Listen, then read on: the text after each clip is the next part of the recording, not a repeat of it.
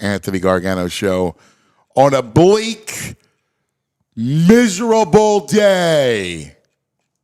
There's nothing good about it. It was a miserable evening. The evil hat trick, as my cousin called it last night, the evil hat trick happened. What turned out to be such, what we hoped would be an epic Thursday became one of our worst October nightmares. Well, I presided over many losses during my career here. I presided over 2002, the Eagles losing the final game of Veterans Stadium against Tampa.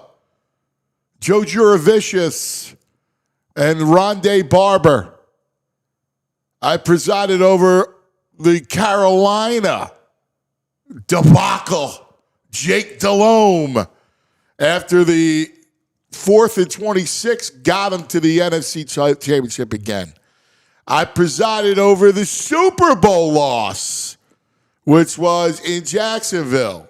I remember standing, doing the morning show outside of a windswept Jacksonville, St. Charles River. Trash everywhere. Nobody left after the Super Bowl but me and Steve Martirano to pick up the pieces. I presided over the Eagles losing to Arizona in the 28 NFC Championship game when Donovan McNabb had a play right in front of him, threw another worm burner. Presided over the 29 Phillies and the 2010 Phillies and the 2011 one bloody nil game. Pick up the pieces there after the Phillies, with that pitching staff, the four aces, couldn't beat the Cardinals and lose a game 1-0, game 5. And then all the rest. Every freaking Sixers process loss that gutted us to the core. The Flyers losing the cup to Chicago. I'll never forget that one. All of a sudden, it was like the game's over. There was a beach ball in the back of the net. I presided over these Phillies and this group that just once again wilted under the pressure of trying to win. And last night was a great ball game. It was great baseball. It was incredible theater. It was what you want in playoff baseball. The Phillies didn't lose the series last night. They lost it when they lost both games at home. That's when they lost the series. When they melted under the pressure of trying to win and couldn't hit. They didn't lose because Orion Kerkering made the wrong throw. Now, just to put an addendum here, this game will always be the throw home, throw up game. That's what this game will go down as. Ladies and gentlemen, throw home, throw up. That's what we saw last night. Orion Kerkering shouldn't have been in the game. I mean, I understand why he did it, and it makes baseball sense why he did it. But the problem is, he's not a kid that you could trust in that heightened situation. Anytime there's runners on base, the moment's too big for him. And that's why he should have been in the game. God bless the Lizard, man. Came in, was just lights out. It was a great ball game. It's a shame, man. It just was. Like, I can't even get on them for not hitting last night because the Dodgers threw great. It was just one of those games, man. It was great baseball, great pitching. And, they strike first, and they scratch and claw. Oh. We remember, I was talking to my cousin about this, and they had a chance to go up, to have a big inning where they scored the first run, and it killed them. It just killed them. They just didn't give you any timely hits. But it was a good ball game last night. Just back and forth, great pitching. Sanchez was awesome. Love it. The pitching was spectacular. Right? Durant coming in for 2 innings. Man, it was everything, man. It was just great stuff. Great stuff. It's just a shame it had to end. But this group, I hate to say it, but this group showed you it's got to get blown up however you can. But they just couldn't get over winning at home. They couldn't do it. This inexplicably, the greatest home field advantage in Major League Baseball has turned into a curse. Losing to the Mets at home, getting no hit by the Astros at home. The worst, the Arizona back-to-back, games 6 and 7 at home, and then games 1 and 2 at home. They lost both of them. What? Inexplicable. With the crowd giving you that kind of energy, they couldn't handle the pressure of winning. The pressure of winning just was too much for this group. And that's why it's got to get reconfigured. I don't know how you're going to do it, but it's got to get reconfigured. You got to figure something out. This group can't win. And it showed you that in this series. And it showed you that against the Mets. And it showed you that against Arizona. And then meanwhile, up the turnpike, we saw a debacle. A debacle. Now, there's reasons with the O-line being injured and no Jalen Carter and Quinyon going down. But ultimately, there's a lot of worry with that team. Jalen Hurts was woeful last night. A.J. Brown did, last night after the game acted like a mob boss and said, I don't know what you're talking about, a meeting. What meeting? We didn't have a meeting. I wasn't at any meeting. I mean, there's issues. There's issues abound with this team. That was an ugly game. Bad performance. They let a rookie quarterback without his two top weapons just riddle them. 34 points. I don't care, you know, Jalen Carter or even Quinyon. But my God, and please, Ringo can't play. We've talked about this before. He can't cover. He can't move. He's a liability back there. What an awful night. The evil hat trick. Flyers go down to Florida to complete it. Played well, but against the champs, they lost. So the evil hat trick has us. Hello, VG. What is going on? That's all I could think last night. What is happening? If that Phil's game was everything you want in playoff baseball. It was great theater, man. Yeah, great pitching. Yeah. And they had like high drama, tightrope, like, you know. Bad umpire calls and not going your way. It was great. It was great stuff. It was great. Like last night, other than, listen, you just can't put Kerkering in the spot. No. We talk about it all year. All year, doe eyes. Yes, we know this. High leverage situations, he's not cut for it. He's a seventh inning guy with a big lead. 3-run lead, that's your guy. Nobody on base. You can't. I mean, we know that from afar. They're in the clubhouse with him. You can't do it. You can't. Like, here's the problem. This is where your manager needs to manage. Like, not anybody can look at a spreadsheet, right? Anybody can look at the numbers. Like, you can just have robot manager, right? 100%. Like, that's the point of being a manager, is to know your team and to know that Kerkering can't come in there. Oh. That's what it is. He's just not cut for it. He's a spaz. Kind of goes. And they had him, man. 1 out. And they had Trinan's coming in the next inning. Yeah. They had it. Yeah, it was game 5. They get that out, we go into game 5 because Trinan's gasoline, man. Yeah. And it was right there. You think, all right. I was thinking Saturday's the same thing. going. Like, the way the bullpen was shaped up, like it was perfect. You know, oh, God. And he just, Jimmy Rollins had a good analysis, you know. Once he misfields it, he was in blackout mode, total panic, blackout mode. Listen, I see it every day with you know, 12U baseball. Yeah. No, seriously, like, no, I know you do. I mean, that's what happens when you got kids that like they freak out. Yeah, like, you know, they poop their pants. Yeah. I mean, that's what happens. You don't hear nothing. You don't. He probably couldn't hear JT anyway, but he's not even looking for the JT's there. You had all day. You got their fastest guy on third base. You had 3 days, dude. You had 3 days. I mean, it's a shame. Like, whatever. I mean, I feel for the kid. I mean, you know, you do. Like, just yeah, of course. He's 24 years old. He's, you know, it's a Buckner situation. It is, and he's already, like, you know, he already doesn't have, he's got confidence issues already. This is not going to be good. He's ruined. I mean, I hate to say it.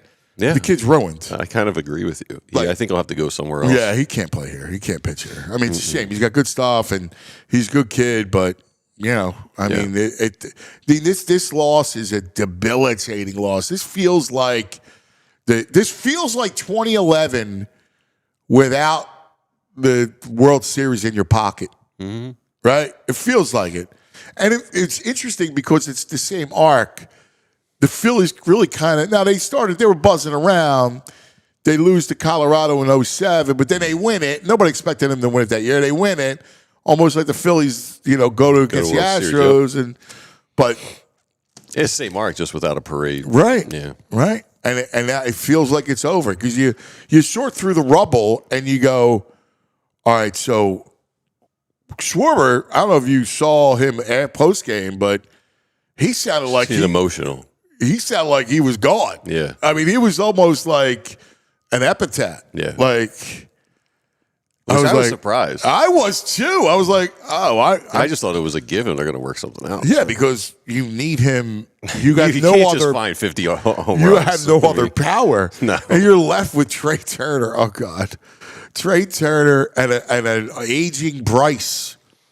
It's just who's an old 32. I think this one stings. This is a different thing. Last year was just so frustrating because it was Drew Peterson, right? And you knew that the group was coming back, and we're right there with the Dodgers. It's going to go to Game 5, and it's a toss-up. The pitching is so good on both teams. Dude, they win 96 games. Whatever, 97 games. Well, the Dodgers are going to win the World Series, and the Phillies are right there. The Phillies are a team that are capable of winning the World Series if they get past the Dodgers. I really believe that. I mean, their pitching's just too good. I don't know, dude. I don't know. Yeah. I mean, listen, I agree with you with the pitching, but here's the problem. There is something about Citizens Bank Park and the pressure that I don't know if they can overcome. I can't even believe that because then we just got to demolish the building. What are we going to do? It's not the ballpark. It's this group. Yeah, but these group they're 10-year contracts. They're not going anywhere. Well, dude. Evidence.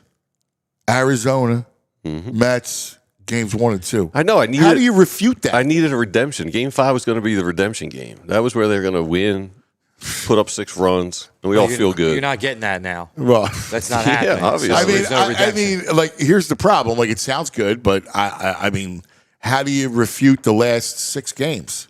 I mean, you can't refute it, but maybe they're just maybe it's not the ballpark. Maybe they're gonna struggle this group no matter where they go. I don't know. Well, I'm not. It's not like they had one game in LA where they lit it up. The ballpark. I'm blaming this group can't overcome the pressure that it has. Their self-induced pressure. You're thinking? Well, it's self-induced, and it's the fact that we care and the energy's there. And it's like, oh my God, I got to perform. And it's not about what Castellanos said in that they're going to be reprimanded. Yeah, it's more about an awareness that everything hangs in the balance. And then you get stage fright or whatever you want to call it. Try too hard. I mean, they try too hard. I mean, they can see. Do we have a Bryce problem? A Bryce problem? Yeah, the fact that he signed for another 6 years. Yeah. Bryce is here. He's kind of like the assistant GM. He puts a stamp of approval on everyone they bring in. Yes. Maybe that's an issue. Listen, I love the guy. I do. I love the guy. I love the way he plays the game. He plays it hard. You know, he plays hard, but he had a bad series. He didn't adjust his approach at all. I know. He's horrible. I mean, listen, he played hero ball. Yeah. He like. Here's the thing. The thing I know about Harper is that he's dying to win. Like, it's eating him up today. Like, how we feel, he feels the same way. Like, I truly believe that. Some guys... He's not TikToking about a smoothie recipe today. You know right, like some guys, they'll get over it in the Caribbean. Right? Like... I feel like a Machado probably does that. But I don't believe that Bryce is like that. I don't believe... No, I'm not saying he's not trying. No. Yeah. I'm just saying it's all part of it. Part of over caring so much is that you try too hard. Baseball is a game that you got to play free. We say it all the time. You got to play free baseball. That's what it is. Well, Yeah, I don't. There's very limited things they can do here. I mean, Well, that's the issue. The issue is I don't know how you they come got young back. guys they could just cut. I mean, Marsh he had a good second half of the season. He stunk in the playoffs. Oh, dude, I don't want to hear about Marsh. I don't want to hear about Marsh. I don't want to hear about Bohm. I don't want to hear about Stott. I agree. All right? Like, daycare. Put Listen, them up for adoption. close the daycare. Yes. Yes. All right? I can't hear. Marsh was horrible. He had a chance to do horrible. Numerous times. something. He was horrible. I don't want to hear anything about Marsh. All right? The Muppet. Go away. I'm sorry. I can't take No, him. I'm with you. I mean, that whole group. I agree. The only 100%. one who shows up is JT. Bring him back. Give him 3 years. Bring him back. I would definitely bring him back because he's a winner. He just is. Makes the right call, telling the poor kid to go to first. Like, he's just locked in. Like, Even consoling the kid right away. right. Like, He's awesome. I like JT comes back. You know, you're stuck with Turner, and this is what your group is. Now, I like Bader. I'd bring, like, to me, Bader's has got something. I don't think he comes back at the option. They're going to have to renegotiate contract. Yeah, well, whatever. He outplayed whatever that option Yeah, is. but my point is that I would, like, I'm just looking at, Yeah. we'll talk further about what you do, but this is kind of where you're at. The pitching was spectacular. Dude, Sanchez, the greatest. I don't know. Right? Lizardo, listen, get the Dude, boy. My boy comes He was in. ridiculous. He was awesome. Yeah, the pitching last night on And both he sides. out of was- relief, coming in, strike one, strike two. Yes. He was yeah, on both sides. You're right, Suzuki. Oof. how many innings is this guy coming out? My God. Well, he was a starter. I know, but man. I mean, he was a starter. I mean, like Glasnow. I hate to say it because I thought that was a mistake by the Yep. Dodgers. Glasnow was just wicked. Yeah, this is everything you want out of playoff baseball. The umpire, the seventh inning Alex call, the miss. It's a third strike. The umpire apologizes after the game. Thanks. That's the tying run. I know. Thanks, bud. I know. Apology feels good right But now. that's all part of the game. You I know. I mean, like, they didn't lose it there. I don't know, man. That's Sanchez's reaction. These pitchers are very temperamental. They get that one bad call, and then it's like, I mean, but that's a part of the game. Like, you can't, like, I know. I can't sit here and blame that. You had a chance. And I go back to it. It's not even about last night. Last night was just a tough. You came out on the other side of it, right? Like, it was a great ball game, and things didn't go your way. You lost the game when you lost games 1 and 2 at home. That's the truth. Game one was really it, I think. When you had Ohtani on the ropes, and they just You couldn't lost close both the deal. games. You're like, what the frick? How you lose both games at home? Call yourself a World Series team. Hey, the Dodgers were about to. They were one Doesn't matter. 12-year-old play away from losing in 2 games at home. I don't want to hear it. That's not true. That's not true. Phillies lost both games at home. Bang. It was just embarrassing. Can't do that and be a World Series team. And then last night, Dude, I was like, am I high? This is crazy. I thought the What's same going thing. It on was here? like an out of a body experience. Like you're just gutted by the Phillies, right? Gutted by the Phillies. So you turn the Eagles on, and you're like, all right, well, you know, they're going to win the game. It's an ugly game. Right. You know, you probably won't cover or whatever you want to call it, right? Like, and they are absolutely abysmal. They're getting out physicaled. I mean, I'm watching Scatterboo run through them. I didn't think that this group was capable. I thought this defense... Well, they haven't been able to stop the run all year, it feels like it. People are running on them. Not like that, dude. Not like that. I know is I've been hearing the Scatterboo name for a year and a half now. So I mean, I love the kid. I Yeah. told you about the kid from in the playoffs in Arizona State. He was the man. the sign Barkley Who Scatterboo. Yeah. Yeah. Dude, this is what, I torture myself. I always see the headlines on Get Up. Brotherly Ugh was the headline about our night last night. And they have a betting expert, and they're talking about the Eagles and how you bet them going forward. And he says, my bet for the Eagles right now, plus 250 not to make the playoffs. That was his advice for betting right now. Not to make the playoffs? Yes. Not to make the playoffs? Yeah. You can't say something like that today after everything I'm just happened telling you last what's night. out in gotta the be landscape, man. gentle. That was horrible. Not to make the playoffs. That's horrible. They've been outgained every game. I don't It's hate like these they're going freaking off. stat nerds. I know what I see, and they got issues, right? One of the problems is that all the cornerback, like if you don't have Quinyon, you're screwed. Like the injury shouldn't be that magnified against those receivers last night, though. Yeah, but dude, it doesn't matter. Like Ringo stinks. Like he can't call. You see him. He's got Ringo stinks. Dory Jackson wants no part of any contact. Oh, he's terrible. No, but you got no Carter and no Quinyon. That's the soul of the defense. You're so top heavy. You're the soul of the defense. Dude, this is. And dude, what was Jalen? Jalen's got a touchdown. Touchdown. How do you overthrow that? Did you see that play? No. Was that in the first half or the second half? You didn't see that play? Was it the first half or the second half? No, it was the second half. No, I didn't see it. He's got AJ. He's a wide open AJ. Oh, man. And he overthrows him. It's a touchdown. You saw it, Andrew, right? Unfortunately, yeah, I saw it. It was ugly. It's a touchdown. Yeah. How do you miss the throw? He's got an easy, clean You pocket. should not miss that throw. And he's a down the field thrower. Dude, air. Put some air under the ball. I just don't get it. Oh, God. These Lane comments are very disturbing. Lane saying, I don't know if we're predictable. It seems a lot harder.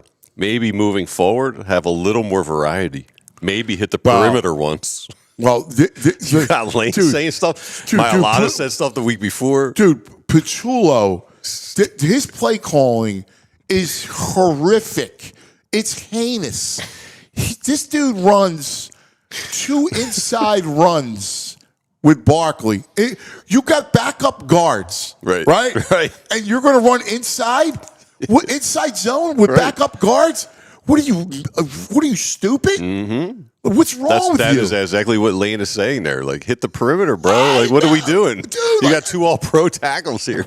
Dude, like, if I told you, Mailline did not play well, but listen, he's right. Like, his play call last night was tragically bad. He stinks. This Pachulo is a mess.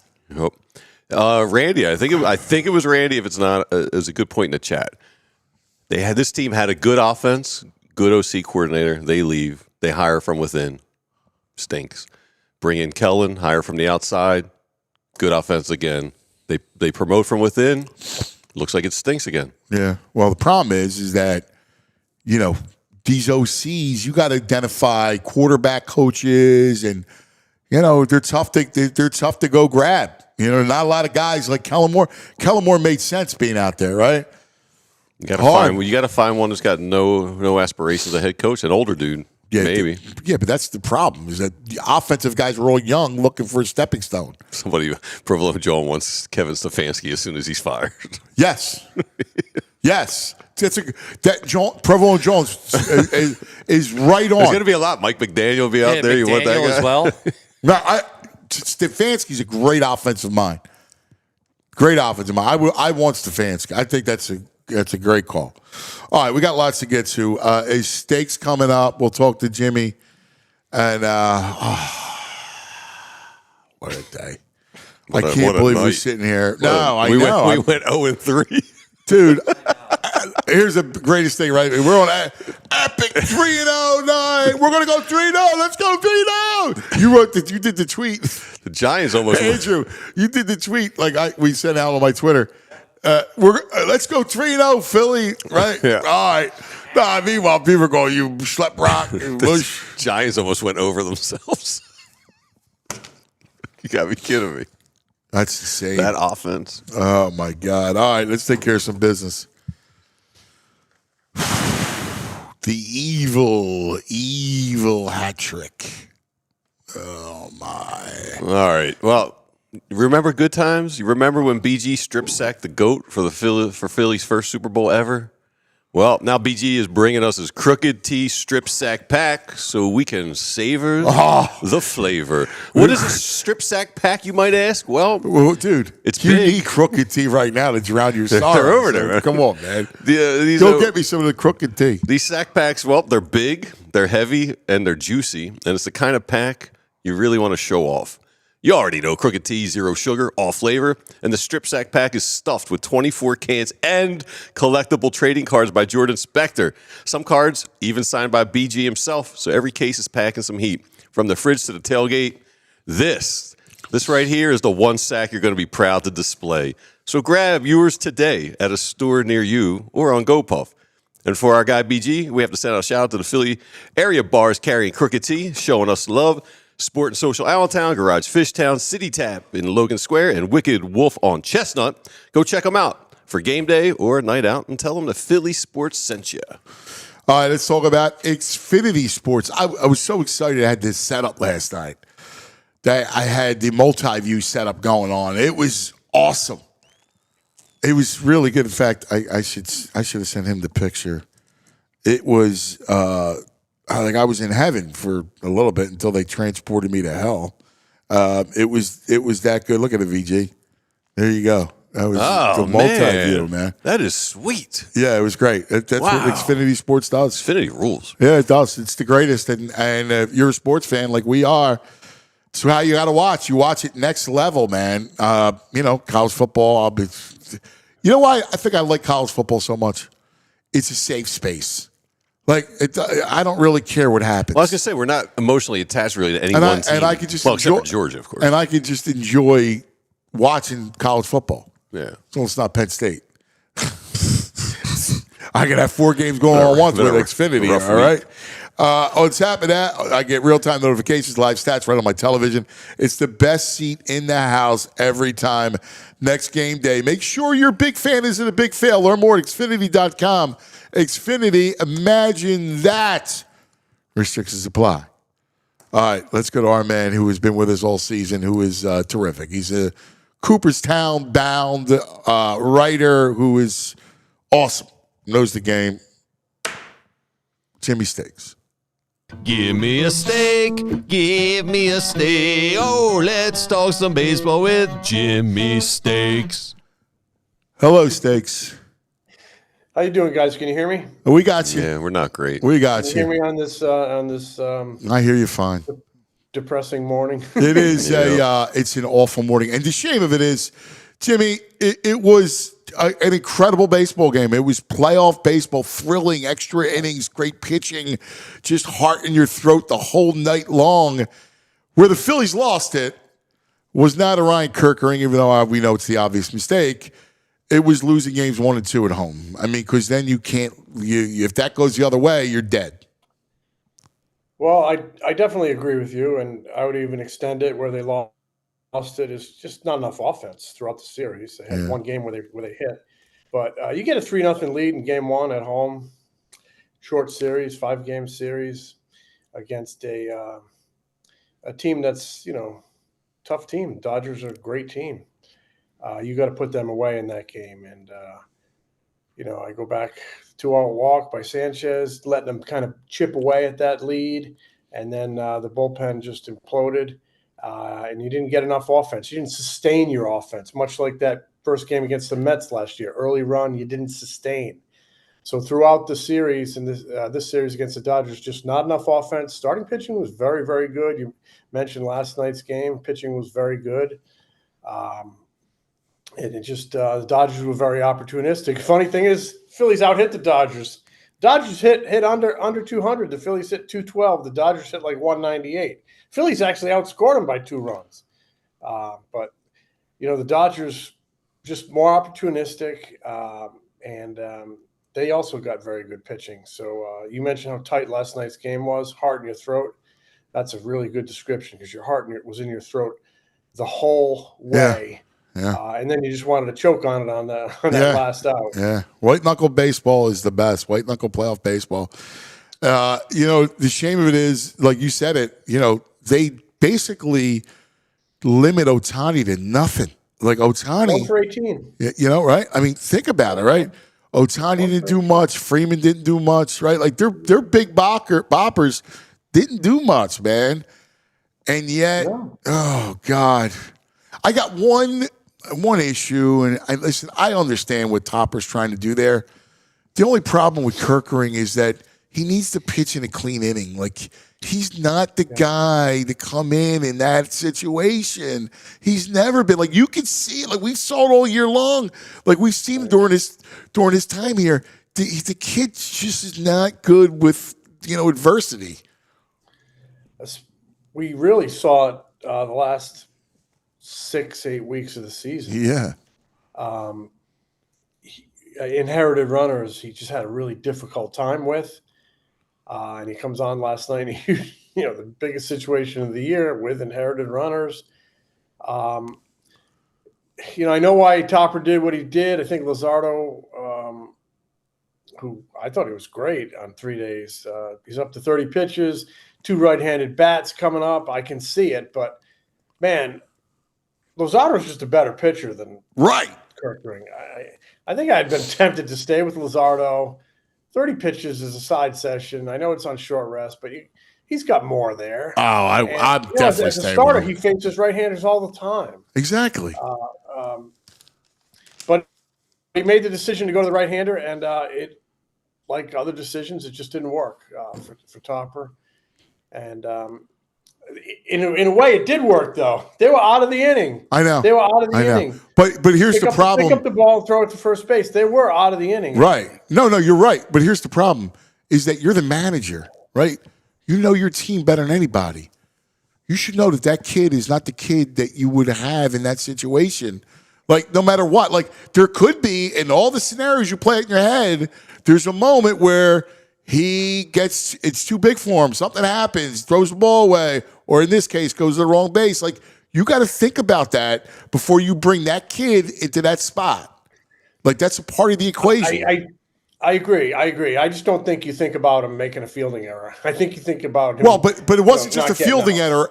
It was an error which the moment was too big for him. He panicked. Composure. I understand. He panicked.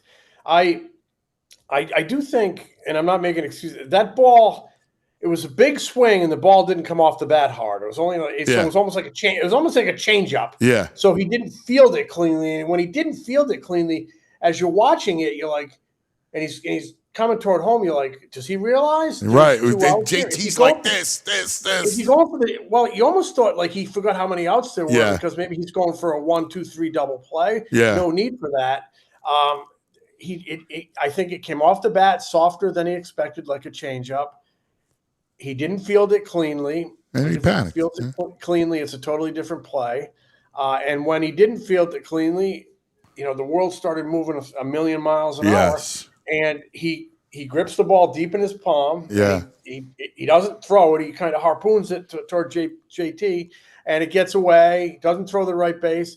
The moment got big. He panicked. And I feel for the kid. I feel of course. It's a horrible. I feel for the team. It's a horrible way to lose on a walk-off error in the postseason. Just a horrible way to lose for this team. Yeah. And like I said, the difference between him getting the job done and the season being over is razor thin.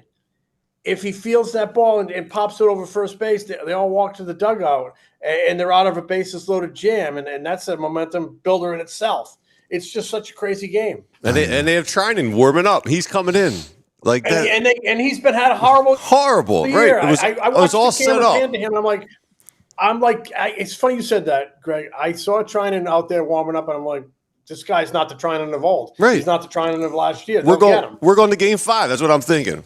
They'll get him. Yep. And I couldn't believe the quickness with in which it ended, and the amazing juxtaposition of emotion of Orion Kerkering walking off the field, heartbroken, and the Dodgers streaming out of the dugout with jubilant looks on their face, thinking, I can't believe we just won this game. I can't believe we just won this game the way we won it. Right.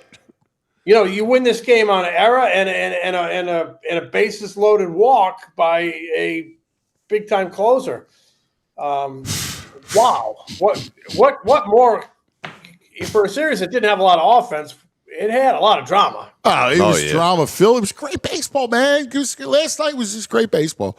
White knuckle baseball is the greatest. It just is, except for this group. Now, here's the true issue with this group is, again, it failed under the weight of expectations. This has been a theme that we have talked about, we have discussed really all year long. It dates back to Arizona, the Mets, and then the first 2 games. Like, you can't lose game 1 and lose game 2 at home, and it goes back to the expectations and the pressure that they've, Bryce, I love Bryce to death. Man, he just He feels it. You could see it.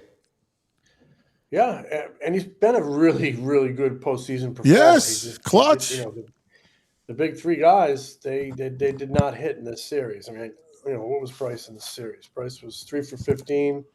Schwarber was 3 for 16. Turner 4 for 17, and most of it all came in one game. Yeah.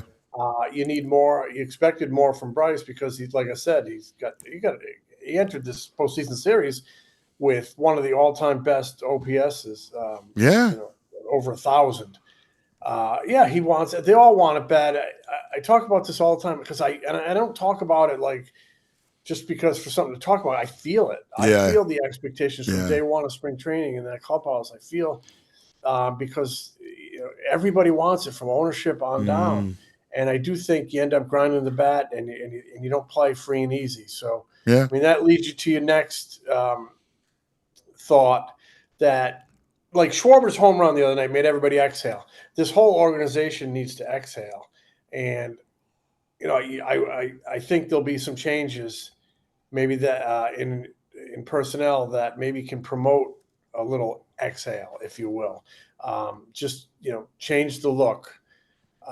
Freshen things up because they've been to the postseason now 4 times and come up short 4 times, and each time the disappointment has grown.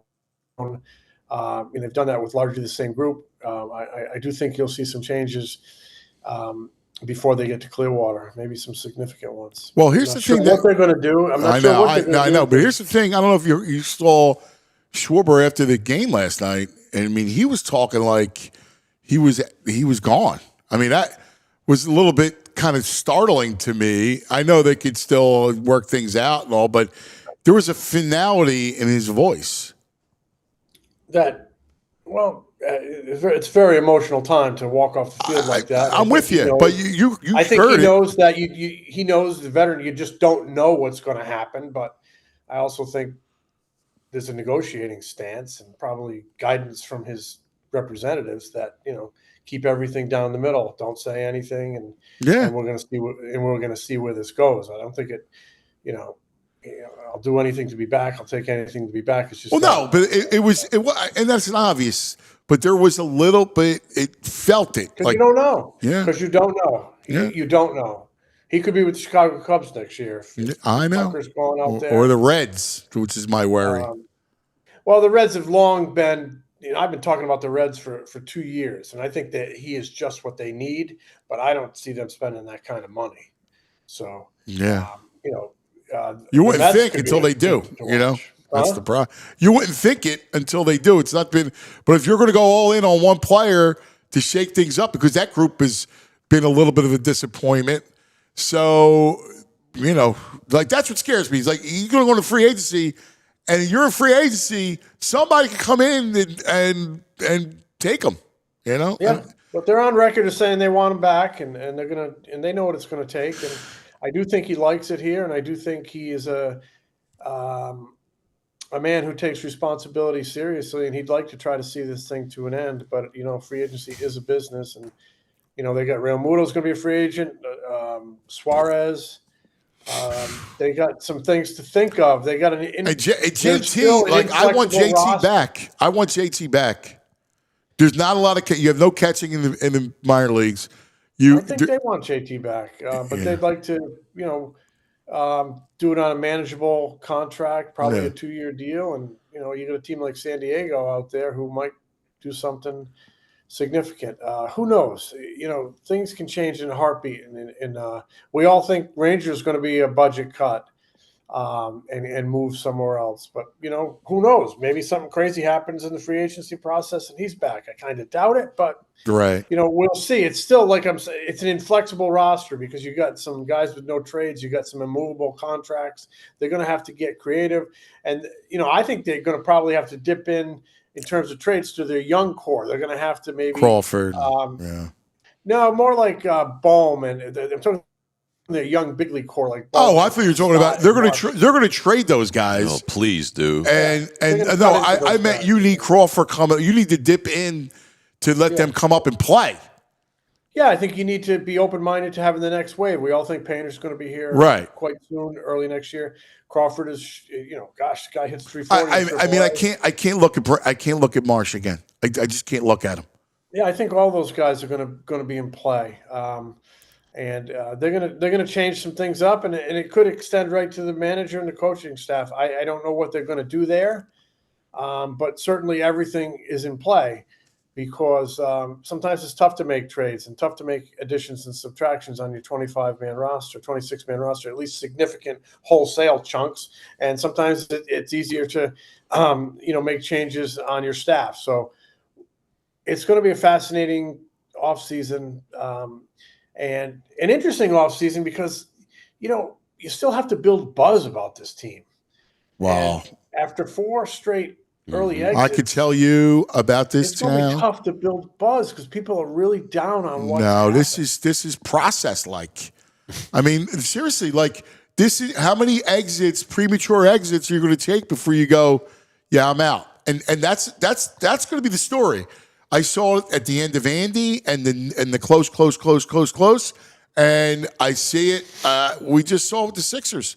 They got no buzz because. You know what? All those losses in the playoffs and everything were conspired against you. People just go, all right, I don't believe. Yeah, and I actually thought a little bit like this year in spring training that there was a little bit of that. The town really was not believing.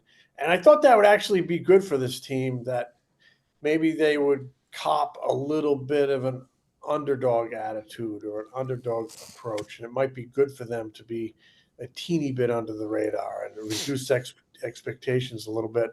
But it didn't happen. They had a great season, and they had a lot of sellouts, and everybody just wanted it. And the clock was ticking on this nucleus, father time, whatever you want to say. And you only get so many shots, and then you got free agents coming, and to me, they grip the bat handle tight. They press, and it's right there on the stat sheet when you hit 212 and you only score, and you only have one big game offensively, and then you give away a lead at home in game 1 without building on because the moment gets big in the bullpen. It's just a lot of things conspired against this team. I just don't think they handle the pressure of October as well as other teams. No, clearly not. You guys had mentioned Harper.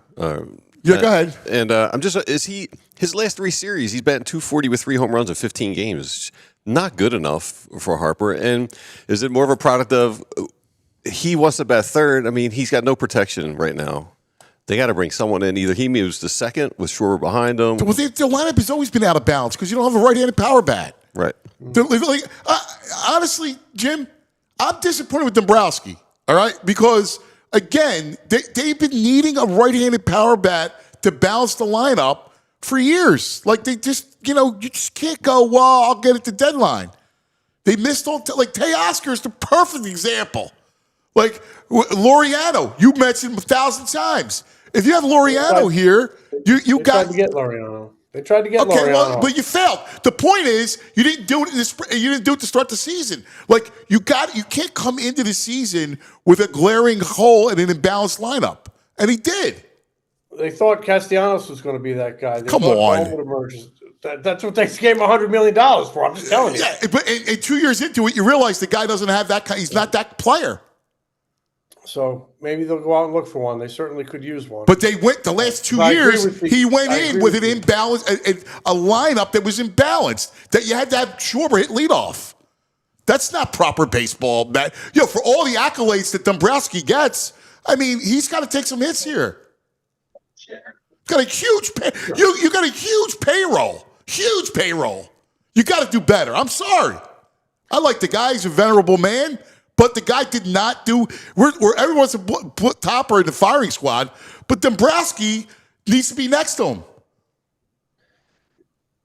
You're right. They need more right-handed pop. I will tell you this: they were, top 5 or 6 offense this year, but they could use something behind Harper. That's really important. I mean, Harper behind Schwarber was one of the reasons Schwarber had the year he did. Right. So they could definitely use something big and sturdy, right-handed in the middle of that lineup. And I'm sure they'll keep looking for one. Yeah. All right, Jim. Good stuff. You're fired up. Well, why shouldn't be? I mean, this is the same thing. How many eulogies are you going to do? Like, after a while, I'm tired of the eulogy, the baseball eulogy. It's a rite of October now. Red October is dead October. He's a little too giddy. His Dodgers won. I feel your pain. I feel your pain. I mean, you know, I love you, dude. You're incredible. I'm irritated, and I have to admit, like, I like Dombrowski, but again, I see a lot of mistakes that he's made with a huge payroll, and like you got to answer for it, Holmes. That's all. I agree with you. They need more thunder in the middle of that lineup. Somebody to help Harper, like the way Harper helped Schwarber. So, Exactly right. We'll see what. We'll be talking. I mean, you know, we'll be figuring it out. I love you, buddy. All right. Thanks for everything. Go Eagles. Oh, they had a bad night too. Wait, Jim. Bad is not the adjective. It was grotesque. Guess what? They're going to be fine. From your lips, I think they got problems. All right. All right, buddy. See you, Jimmy. See you, Steaks. I hear what you're saying, but I also think some of it's Middleton. I'm looking at Teoscar. The Dodgers are willing to pay Teoscar $13 million and a $19 million luxury tax on that, but again, I don't think they're willing to do that here. Okay, well, that's fine, but you're the third or fourth highest payroll. Fourth. You give me the fourth highest payroll, and I'll concoct something. The difference between the Dodgers and them is like $90 million. I don't want to hear excuses for Dombrowski. Are you serious? I'm saying, you still have the fourth highest payroll. I understand that, but I think Middleton gets a little bit of a pass. How do I get on the owner who has the fourth highest payroll in all of Major League Baseball? Because some of that was stuff that before Dombrowski got here. When? I don't know. Let me pull up these contracts. What? Why? I mean, his bad contracts are Taiwan is a bad contract. Turner's a contract you would have signed him. We both would have signed. Castellanos. Yeah, that's Taiwan and Castellanos are bad contracts. I mean, they're all paying. Stop making excuses. But you and I would have signed Trey. Come on. Let's go to Brain. Brain. Red the Brain. Brought to us by the Bet Park Sportsbook and online casino app. Good morning, Brain. Where you at? I'm at the airport in Newark. Went to the Eagles game last night. No, that's what happened. He's all giant up all preseason. Here you go. Yeah, no, I mean, I wish today's segment, guys, to be like 10 minutes, 10 hours. I have so much thoughts on both things, but yeah, we don't have. We got 10 minutes, and we got to move through a bunch of stuff. Let's get out the business, and then we can get into the lamenting piece of it. We'll have you on extended period next week, so we can lament together. What are you liking tomorrow in college and in the NFL? Well, Anthony, I'll start with NFL. I got to tell you, it's hard maybe to lay points with this game, but I like the Pittsburgh Steelers against the Cleveland Browns. A couple things here. You have a Cleveland team playing where they just played overseas. Pittsburgh's off a bye. I know it's not cheap. I think it's 5.5 right now. But again, I really personally, I think I think it's the game. I thought this line should have been closer to 7. I think Pittsburgh wins this one. They win it by margin. I like the team total over. Monitor the situation with Xavier Worthy, but if Worthy plays, I like the Kansas City Chiefs over team total. They're playing Detroit. Detroit's missing their entire secondary, and we saw yesterday. You have a bad secondary. Yes, you just get exposed with a capital E. Especially when Kelly Ringo's there. Yeah. I mean, but rather Ringo's star. But it was just again, I can't even talk about this. It's all upsetting to me. I bet the New England Patriots too, guys. You could lay 3 laying little extra juice, like around 115, 120. Here's the thing. I believe in the Patriots. I think they're for real. I think they're good. The Saints, they beat the Giants. but watching that Giants Saints game. I actually thought the Saints were the worst team. Giants had 5 straight turnovers and 5 straight possessions, but I actually thought the Giants were the better team. Yeah. And that's another game that I liked. So look, I don't know. Any props? You got any props for us? It's funny, Anthony. I have all this. I should have had everything written down, but I do like not Jalen Warren. Kenneth Gainwell was, I bet, over 22.5 yards. Gainwell, I think he's going to play again. Even if Jalen Warren comes back, I think Gainwell's carved out a role where he's going to get 8 carries. And if you're going to be a genius. No, if you get 8 carries, you should go over 22.5 yards, and I think he will do that. I bet Justin Fields of the Jets under a 191.5. Again, tough matchup against Denver. Yeah. Every time I watch the Jets play, I get why, because Fields can't throw the ball well, but they just either run with him or they run with Bryce Hall. I don't think he's getting a 200 against Denver. Yeah. No, I'm with you. College. Let's look at the college slate a little bit. Anything stand out to you? It's a weird weekend. It's not a great weekend. No, it's not a great weekend. Look, it's funny. My guys, Michigan plays USC. That's the game I'm very interested just to watch from like a fan standpoint. Yeah. It's funny. Michigan, I want to buy in because I actually think Underwood is good. Oh, Underwood's a player. He's a player. Yeah, I think he's a player. Exactly. I think he's really a player, but I just don't love the coaching staff. Everything when I watch Michigan, I get frustrated with how they run offensively, how everything is. But I do think Michigan's the better team. I really do. USC's defense, I don't really trust. But again, going across country or whatnot, and not an easy situation. I do think Alabama is a slight favorite. Again, I think they're better than Missouri. I think the same thing. I look at Missouri; they're a paper tiger. Yeah. I think they're a little bit of a paper tiger. I do. Play the game. This is actually Anthony. Again, there's been some good weeks. To me, this is another good week in college football. I'm interested very much. Now, Indiana, again, they had that crazy game against Illinois, right, where they absolutely destroyed them. Now, look who they have to play. They have to play Oregon. And they hang with, quote unquote, one of the big boys. We'll see. I say no. I like the Ducks. I say no also. I actually think Oregon wins this one by double digits. Speaking of which, I'm sorry, I don't think we spoke since the Penn State debacle. Man. We have not talked about it, but that was one of the worst things ever. Yeah. Listen, we're in debacle city right now. I mean, after last night, it's debacle city. I got very little patience for anything. I mean, and then I mean, come on. At some point, it's not. You can't just go mistake after mistake after mistake. And Franklin is a mistake. Like, how many times are you going to go through the same thing? The guy's got a $50 million buyout. Who's doing that contract?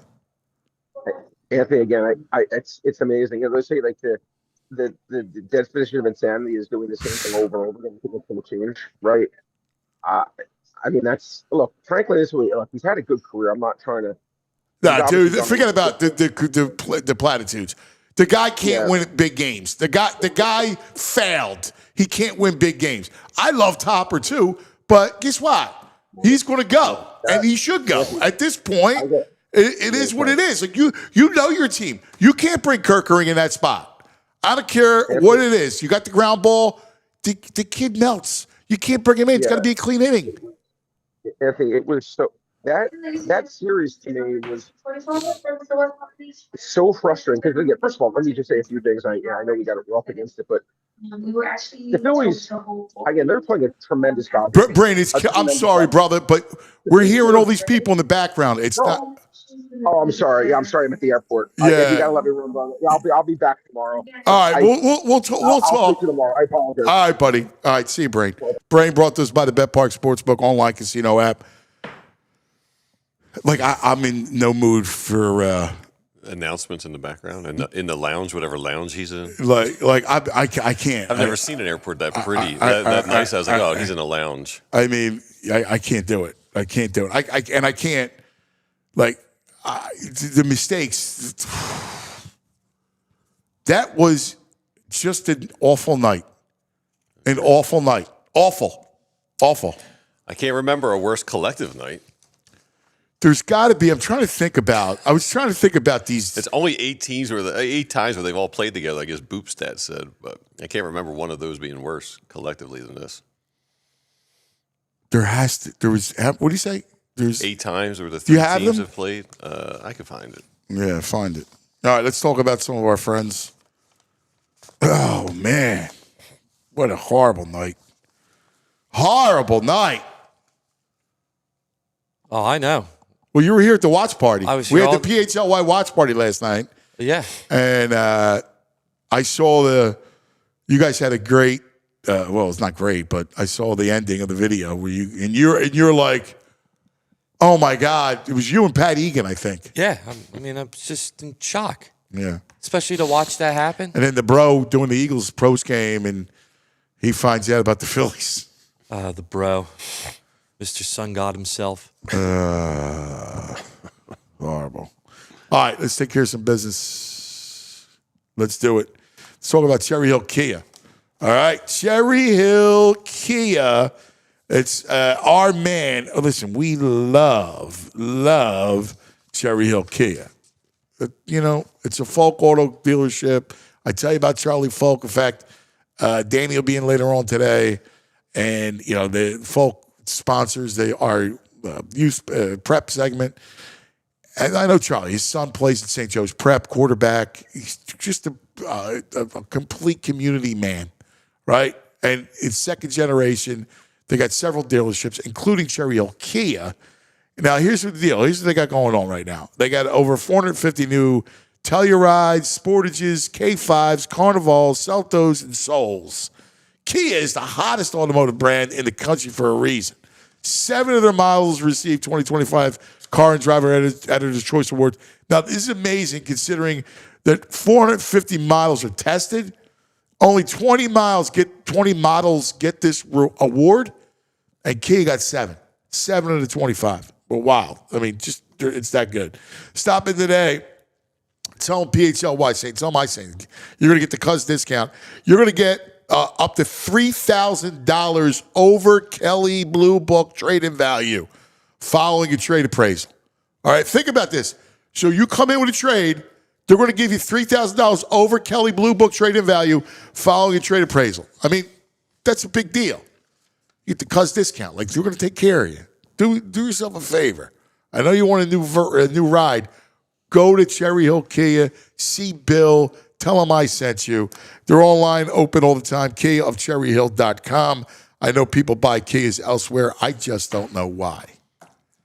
Let's talk about Rothman, people, those great doctors who help us all feel better. And let's talk about getting you back to doing what you love, especially this fall. Whether you're biking by the Schuylkill, chasing your kids through a pumpkin patch, or finally tackling that hiking trail, it's tough when your body doesn't want to cooperate, and that's where Rothman Orthopedics comes in. From aches after a pickup game to old injuries flaring up on some of your fall activities, Rothman's team of experts, they're there to help. With evidence-based care and a commitment to restoring your mobility, they'll get you back out there and stronger than ever. So don't let pain put your fall plans on pause. Visit RothmanOrtho.com/PHLY to book an appointment and get back to doing what you love and doing what you love pain-free. Rothman Orthopedics, getting you back to your fall game. That's their mission. RothmanOrtho.com/PHLY. Rothman. So I got a day that rivals this day last night. I was going to wait. Should we wait for Kevin, or you want to do it now? We'll see if Kevin agrees. Do it now. Okay. When Kevin comes, Andrew let us know. Waiting for Kevin, yeah. Sunday, October 16th, 1983. 1983. Hold on. Let me think about this for a second. All right. So, did 83 were the Wheeze kids? So that means the Phillies lost to the Orioles in the World Series. Orioles 5, Phillies 0. And I believe Mike Boddicker started that game. Is that correct? Oh, I don't know any of the details. I just have I believe there was a guy named Mike Boddicker. I was there with Bobby. Bobby's Jobs? Yes. We were there. So in 83, the Phillies lost to the World Series. Yes. The Eagles lost. Who did they lose to? Eagles 7, Cowboys 37. Oh, my God. And that was Swamp Fox. Yep. That was the worst. Mary Campbell. And then the Flyers lost? Flyers 4, Rangers 5. So you lose to the Rangers and the Cowboys and a World Series game. Yeah. That's a little tougher than this one. That was tougher than last night. That was the hat trick of hell number 1. This is the hat trick of hell number 2. And to share it with us, let's welcome him to the depths of where we are, because he's here with us. He's our good friend and brother. He is Kevin Negandhi.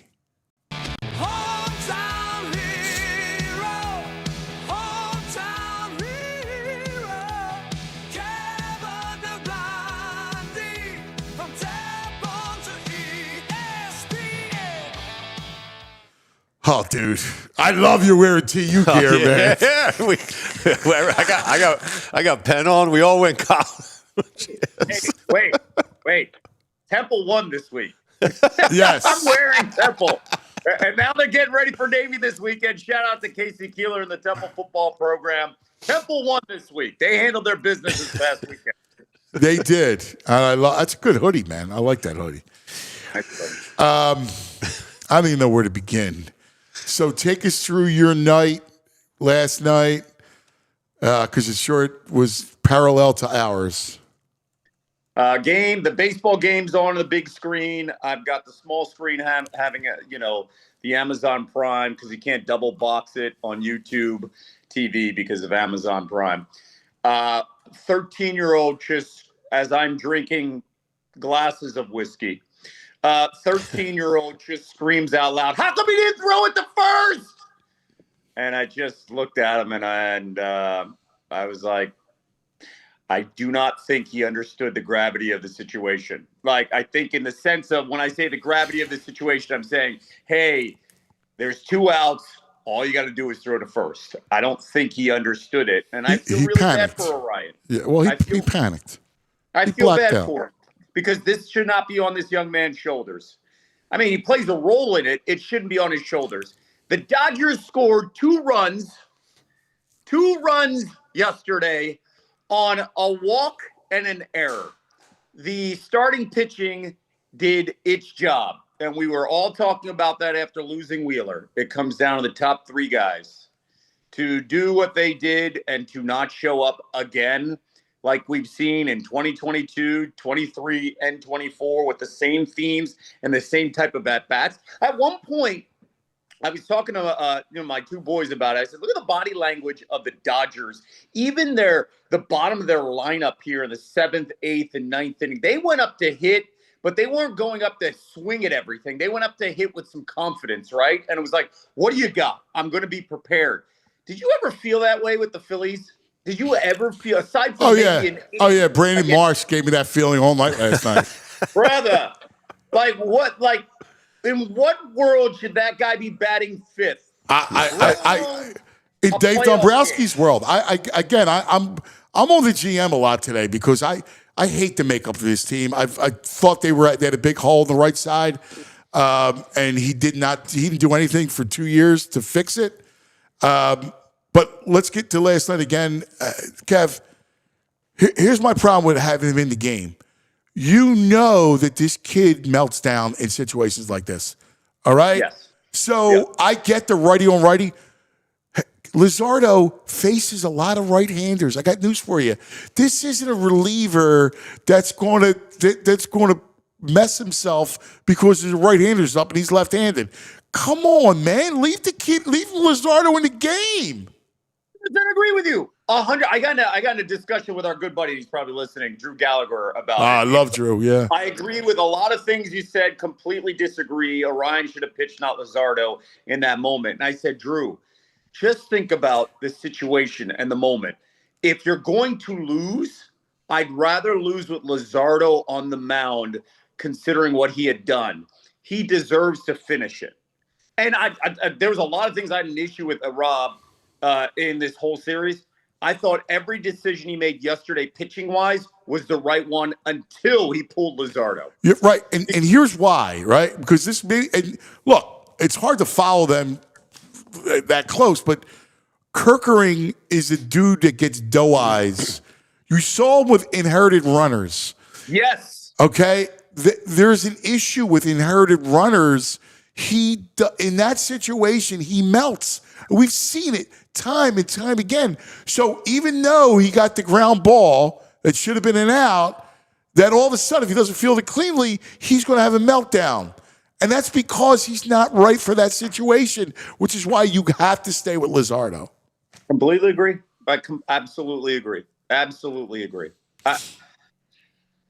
They gotta clean house with a handful of things. There's a lot of stuff that they've got to go through.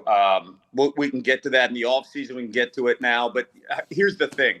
You and I and VG, we talked like 6 weeks ago, and I still had the same issue, guys, as the top three guys. I still had the issue of the pitch selection. Yes. Now, I came back because, listen, maybe because I'm an internal optimist, that I came back and I said, okay, maybe they have figured this out, right? They clearly didn't figure it out.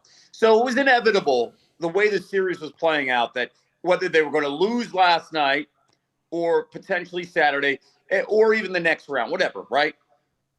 What was the gut punch out of all of this is game ends and you're like, that really sucked. And then you put on the Eagles. And then you see how that plays out against this team that has. All right, but before we get there, because I definitely want to go. We have to go there. It was just awful. This was the evil hat trick that we suffered last night because the Flyers lost too. I call it the throw home, throw up game. That's what the Phillies. That's what it is. But last night was great baseball. It was great theater. It was playoff baseball. Where this group lost it was games 1 and 2 at home. And that has been the constant thread of this group of losing at home. They lost 6 and 7 Arizona. You lose to the Mets last year. And then you lose 1 and 2 at home. There's a problem. They can't handle pressure. Which is wild, right? Like, it's wild how the pressure of that place of succeeding has gotten to some of the guys. I can't explain it. Like, I don't understand it because it seemed like they embraced it in 2022 and it kind of rode them. Clearly the Padres series, clearly what we did in the first 3 games of that Astros series, that, you know, when they came back for game 3 and just the attitude that they had. I don't know if the scars of the Diamondback series has gotten to them in 2023. Like, how that played out in game 6 and 7, where they thought, all right, it's a lock. And then you obviously fall apart against the Mets. This just drives me crazy just because we got Sanchez and he did what he did. We had Luzardo do what he did. We had Sanchez again. And by the way, that home plate umpire, messed the whole thing up yesterday. Yes. And for Sanchez to have to take that and say afterwards that he apologized, yo, you got to step your game up. It's freaking the ALDS, and they're facing elimination, and we have a superstar on the mound, and you're calling that a ball? Mm-hmm. Are you kidding me? Like, that's just straight garbage. Garbage. 1,000%. What's amazing is that you held Ohtani to nothing. You completely dominated Ohtani. Like, he was a non-factor. And Freeman, too, didn't do much damage. Like, he didn't do a lot of damage. I mean, they're big guys. You know, other than the Teoscar home run and Mookie had a couple, but, I mean, they didn't do anything offensively. I think the Phillies believe this all season, that our starting pitching will be the difference in the postseason. And if you look at it, it was the difference. It's just they also made assumptions that 1, 2, and 3 will figure it out. And the Bader injury played a critical role here, right? Because there's no way Marsh should be in the lineup. There's no way that dude should be batting. The guy is batting 5th. So if the Dodgers are sitting there and saying, all right, we'll get past Harper, we'll walk Bohm. And I mean, the idea Bohm that shouldn't hit 4th, let alone Marsh hitting 5th. And the idea, and I know the whole lefty-righty, you know, the matchups. The idea on how well JT was swinging the bat in Game 3. Totally. He has to be in the 4th. I put him 4. I agree. Bohm's not a 4-hitter. The fact that they realized, like, you know what, we'll just face. I mean, you talk about a guy that was completely outmatched. Yeah. And looked overwhelmed. It was Marsh. Like, I cannot get over this. Yeah. And he was batting 5th in an DS series against the Dodgers. Yeah. Now, when you look at that lineup, you go, ew. Like, when you think about it, like, that lineup, lengthen the lineup, that lineup is short as can be. I mean, it's a matchstick short. Like, come on. Like, you got 3 guys, and, listen, Bryce is, he's pressing. He's trying to do whatever he can. Like, and I'll say this about Bryce that scared me. When Ohtani threw those 2 100-mile-per-hour fastballs in the zone and he couldn't catch up. Right. I was like, uh-oh. Yeah. And then you saw that in game 3 with Snell, and I was like, oh, no. His timing was so off. Yep. I can't. And speaking of timing, like Turner looked completely like guessing and second-guessing himself on every single thing. And listen, you guys all know baseball. If I know that a high fastball is coming from the starting pitcher because it's in his scouting report, how come the Phillies, like, who are professional hitters that get paid 20 and 30 millions of dollars a year, how come they still were swinging at the high fastball or check swinging through it? I couldn't believe Turner did that. I couldn't believe Schwarber did that. And I was like, wait, we all know the fastball's coming. We all know Glasnow's doing this. It's wild. Dude, I know. It's just a gut punch. And then, to your point, the game ends, and you're like, you go, all right, well, let's at least put the Eagles on. And what we saw was a major problem. Like, we're not talking about, the issues because of the Phillies, but, dude, they got real problems. Like, if Quinyon Mitchell and Jalen Carter are out of the lineup at some point, the defense stinks. They got punched in the face by a Giants team that was 1-4 that 4 days earlier lost to the Saints. They got punched in the face. And here's the thing. They didn't get up from it. And they seem to be okay with being punched in the face. That's the thing. Within a minute's time, the Kerkering error happened and the Jalen miss ball to Devontae happened. And I just sat there and I was like, you can't be serious. Like, you can't be serious. This team is Dude, it was right. It was Devontae. Yeah. So bad. How bad was that throw? Oh, he's so wide open. Wide open. Hey, and BG, a year ago. How about the interception? And a year ago, we came into the season asking, hey, what's Nick Sirianni doing? And the one thing everybody kept, he's the CEO. He's going to let the coaches coach. He's the CEO. And I actually thought that was perfect spot for him because Kellen Moore could do his thing. Vic could do his thing, right? The fingerprints of Nick are all over this offense the same way we saw in 2023. It's the same, no creativity. It's the same. How about the Saquon running between the tackles up the like? What are you doing? And if you're the CEO of this team, this is all built-in relationships here with people.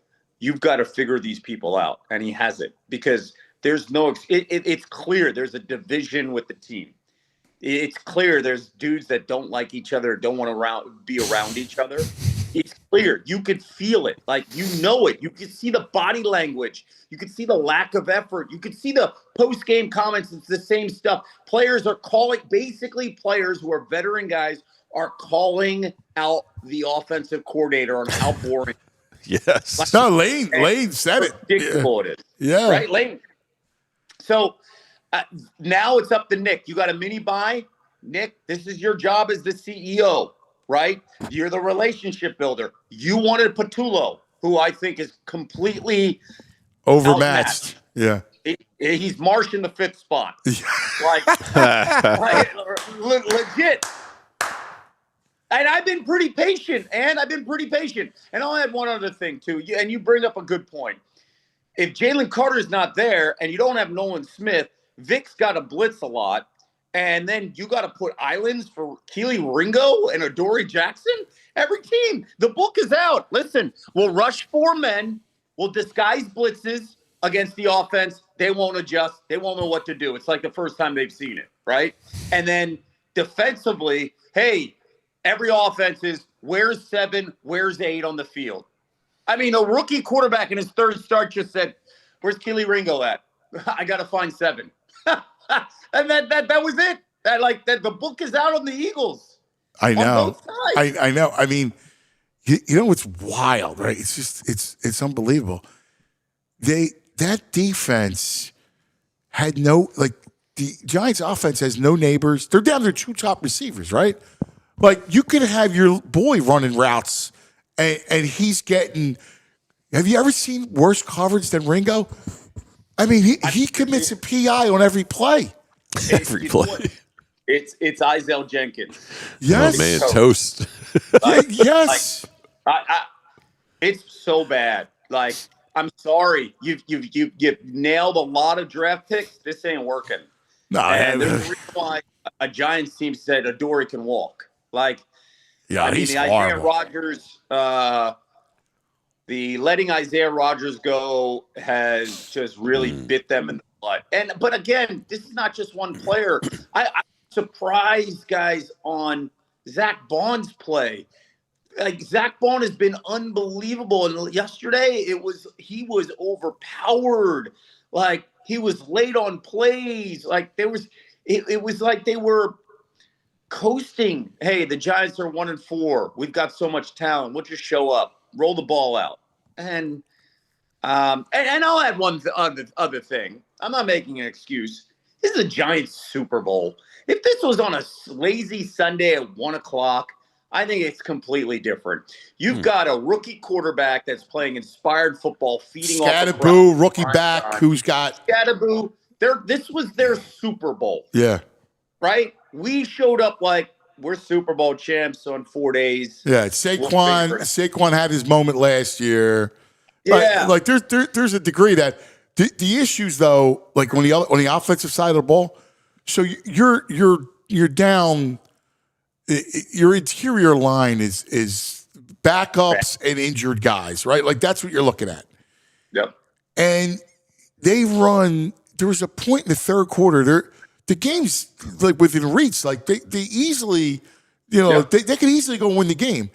And they call those 2 back-to-back Saquon inside zone runs. What is this Pachulo? What is he looking at? I don't know. And but when the Eagles have had an outside coordinator that's not affiliated with Nick, they've had Super Bowl runs. And when you see the fingerprints of this offense, like I know, guys, doesn't this look exactly like 2023? It does. Offensively? It does. No creativity. None of the routes. Yeah. No, it does. You're right. Quarterback. The quarterback stinks. The quarterback stunk in 23. Right during the slide, he was terrible, and I'm afraid that he's sliding into that. Like he was awful last night. I mean, he was awful. I mean that interception was a disgrace. And then after the game, you got AJ because they had the meeting. Right, and AJ's talking like a mob boss, like he's John Gotti, saying, I don't know about meeting. I didn't go to any meeting. What are you talking about? I don't recall. I take the fifth on the advice of my attorney. I am not going to answer the question. Like, what? What is that? We just had Mike G say it was a 2 to 3 hour meeting, too, yesterday. Right. But, he must loathe Jalen Hurts. Like, there must be they must hate each other. I mean, seriously, that reaction last night? Yep. This is like listen, you lose the game because it's NFL, like Denver. All right, like it is what it is. But I'm starting to actually I'm thinking there's no way this could be 2023 because the defense is too good and you got Vic there. But now I'm starting to think that, oh my God, like this could easily turn into it. And I'm shocked. I'm shocked, but I come back to, if you're the CEO of the team and this is your role and you're a relationship guy, you've got to figure this out, Nick Sirianni. Yeah. Because this team is they got holes. We talked about their holes. They're beat up. But this team is still way too talented. That offense is way too talented to not figure this out. And you're right, the quarterback, Jalen Hurts was dreadful yesterday. He was dreadful. Like dreadful. And I thought Jalen afterwards was like, all right, I'm gonna man up. Yeah, it's on me. And he said all the right things. Now you got to see what happens next. Because guess what, man? Well, they got the Vikings next. Holy cow. You don't think Kevin O'Connell's drawing up some stuff and he's like, man, I am feasting on this video right now from this defense. You don't think Carson Wentz is sitting there saying, okay, where's J.J. McCarthy? Because let me get my shot at them. Like, and you don't think I Brian gotta go see that face. Freaking hate that face. You don't think Brian Flores is looking at the video and saying, oh, we can disguise some blitzes here.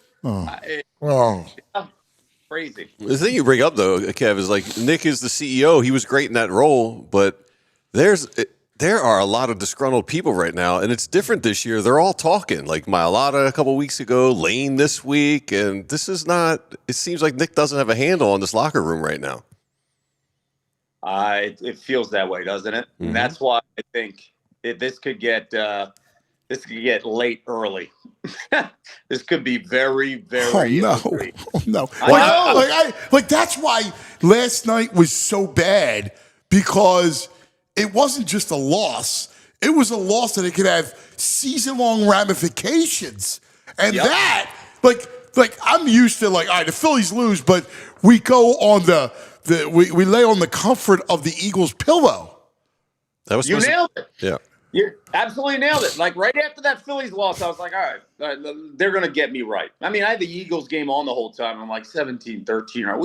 Are we kidding ourselves? And I was like, this is bad. I'm cussing at my phone while watching the big screen. And then as soon as that bad pass to Devontae happened, I said, man, they look so out of sorts, and this is not going to go over well in that huddle with these wide receivers, man. I know. And even 27-17, they're driving. I'm going, all right, get a touchdown, 20, right? Now it's 27-24. Yeah. And, get a stop, go down. I thought they would win like a raggy, win in overtime type of thing, kind of bail them out. But it snowballed the other direction. It's wild, too, man. Tank Bigsby can't field the kick. Right? And A.J. Dillon is what are you doing? Like, it is wild. Everybody starts to press. Yeah. Here's the one thing I will admit. I want to make sure I bring up here. I don't want to hear from one Philadelphia athlete that it's the fans. Oh, please. We already went through that with Castellanos. I'm just saying that. They lost in L.A. because they were tight. They lost in New York because they were tight. So can we shut the hell up about, playing at home is tough to any athlete in Philadelphia? Stop. Enough. You said it, brother. No, it's not too tough for Michkov. That's right. He's our savior. All right, real quick, because we're up against it, but I got to ask, because tomorrow there are some good games tomorrow. The Red River rivalry tomorrow, Alabama, Missouri tomorrow, Indiana and Oregon. How do you kind of see some of these matchups? It's such a wide open time, too. It is. I think you'll see who's going to be the difference, the Heisman race potentially in that Oregon-Indiana game with Dante Moore and Mendoza. I'm curious about Cignetti taking that team up to Eugene and how that's going to play out, because I think they'll be prepared. How does Oregon handle that? You like Indiana? Keep it close? I think they'll keep it close, until Oregon will get a late touchdown. That's kind of how I view it.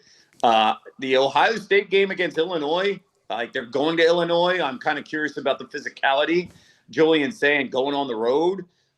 against the team that I think is pretty physical. Now they got stomped by Indiana, surprisingly, but I think Illinois could kind of keep it close. I hope they would to see how we can measure Ohio State. The Alabama game is interesting because Prabula, we had him on yesterday. By the way, we had a lot of fun. I had him on while the Phillies were on and the Eagles are getting ready. Oh, get out. That's awesome. He's like, big night if you're a Philadelphia sports fan. I was like, yeah. So he was great on SportsCenter. They've got a kid, man, Ahmad Hardy, who's the running back, averaging 7 yards per carry, leads the nation. If he has a big game against Alabama, he's in the Heisman conversation. Like, and think about this for Alabama, guys. You just beat Georgia. It's usually the third where things change, right? So 3 weeks now, you got the third. Very curious about how that plays out for Bama and how they respond. I kind of like them more. I think they're I just think they're a better team. How about Texas, Oklahoma? I hear Mateer is going to try to play, which is wild if you think about if he doesn't play. The line was Texas favored by 1.5, and if he does play, Oklahoma's only favored by 2.5. Texas has 4 new offensive linemen. They just haven't gelled. And Oklahoma's defensive front is better than Florida's. And Florida's played really well against Texas this past week. I'm stunned about Texas. I'm stunned about, like, this is not just on Arch. No. They don't look like they were prepared depth-wise with all the losses that they had defensively, as well as the line, as well as playmakers at wide receiver and running back. I'm stunned about that. But it's the Red River rivalry and everything, throw that out the door. Anything can happen, right? Yeah. So I think that plays a role here. There was one other game that I had circled. I think it's the Auburn-Georgia game, just because this could be the end of Hugh Freeze, man, if he doesn't figure this out, because he just can't beat their rivals, Auburn's rivals. And I have one other thing. The number 1 team in the country is in Miami. And the only team that could beat Miami, I think, right now is Miami. Wow. Because they are really, really balanced on both sides of the ball. As of right now, the only team in the country that can beat Miami is Miami in my mind. Wow. That's awesome. That's interesting. That's not Ohio State, huh? Julian's saying I got to learn more about him. Yeah. Listen, Ohio State's defense is unbelievable. Yeah. Matt Patricia is probably going to win an assistant, I think the Broyles Award. Dude, he's a good coach. People don't realize they I know a lot of the backstory there that would happen in 23. Yeah. And he has made those kids understand NFL concepts, and they love it. And they have adjusted. That defense is phenomenal. Yeah. I think we got to learn more about Julian saying in environments, No, I feel you. My brother, I'll be watching. I'll be texting you. Love you, buddy. Give my nephews a hug. All right? I will. My best to your boys. Hey, Temple plays Navy tomorrow on ESPN2. Go Owls. Go Owls. I like it. Hey, go support a team that won this week in Philadelphia. That's right. Love the messaging, brother. You're the best. The great Kevin Ober. It's unbelievable how bad that they have been. Like, they have choked. Yeah. Like, wow, man, choke. I mean, as a team, and that was that. Look, Dodgers, but these Dodgers, like, Ohtani did nothing.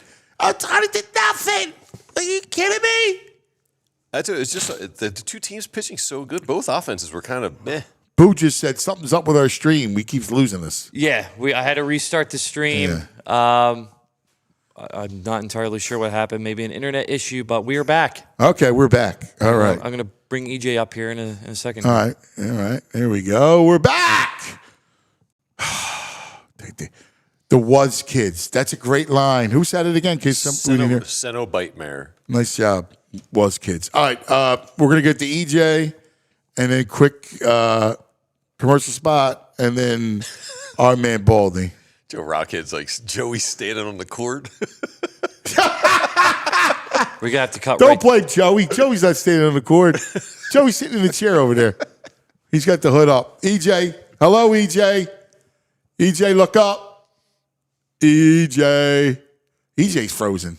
Is he frozen? He's not frozen. He's I in the don't middle of think texting. He's probably getting a good. I don't think he can hear us. Good piece of information. Yeah. Can we tap on the screen? Text him. Yeah. Let him know that he's live. Tap, tap, tap. Hello, EJ. EJ fell asleep. This show They said EJ fell has asleep. been a disaster. We're like last night right now. This show's been a disaster. We had Brain. Wake up, EJ. Like, I couldn't handle any more announcements. People talking, Brain in the lounge. Right? Yes. Yo, hey, you see us. Can he not? All right, we're going to cut out of him and come back. I don't know what's going on Let's here. take care of some business. Black Friday. All right? This is Black Friday. Yeah. What is going on? Talk about apropos. The building was locked. Yeah. Oh, Then we I got gotta take locked the out stairs. for I'm behind almost 40 minutes. A poor woman, a pregnant woman, had to go up to the 5th floor or 4th floor. She I was know. struggling. There was a couple women like that I felt so bad for. Yeah, like, get it Because our together with this elevator's elevator. out. It's out once a month. At least. And the door was broken this morning. I stood outside for 40 minutes trying to get into the building. This building, God forbid. All right, here we go. All right, let's talk about our friends.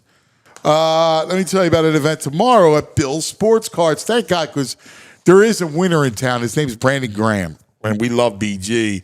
Come and hang out with Brandon Graham. No better way to spend a Saturday than with BG. He's coming to Bill's Sports Cards and Memorabilia's brand new Deptford Mall location tomorrow at 1 o'clock. BG signing autographs, taking photos, spend an afternoon with the fans, big and small. Bring the family, bring the crew. It's a great Philadelphia moment, right? Like, it's a great way to it'll be cathartic. Yeah, just to see BG in He'll person. smile, make you feel better, Yes. man. All right? Tickets on sale now at Bill's in Deptford, also in their Philadelphia store, and online at billsportsmemorabilia.com. Don't sleep on it, going fast now. So grab the fam, come kick off the weekend and make it fun, because last night was not fun, right? You can have a full day of autographs and laughs and Philadelphia pride at Bill's in the Deptford Mall. Now let's talk about Parks Casino, Street Road, Ben Salem. We love our Parks Casino. Always a lot of fun at Parks Casino. This is how you win. Parks Casino, Street Road, Ben Salem. Always another place. Always something to do. Headline entertainment. Beautiful poker room. All this, the thousands of state-of-the-art slots. The table games. The sports books. Ridiculous. I mean, they got it all. It's just right here, a mecca of entertainment. Here's what's happening. Tickets on sale now for these headliners. December 5th, Straight No Chaser. Have a Holly jolly Christmas. It's the best time of the year. Yep. December Not good. 6th, comedian Ken Jeong, who's hysterical. December 12th, Get the Let Out, a Led Zeppelin tribute. Oh, let the sun beat down upon my face. October 25th, Almost Queen.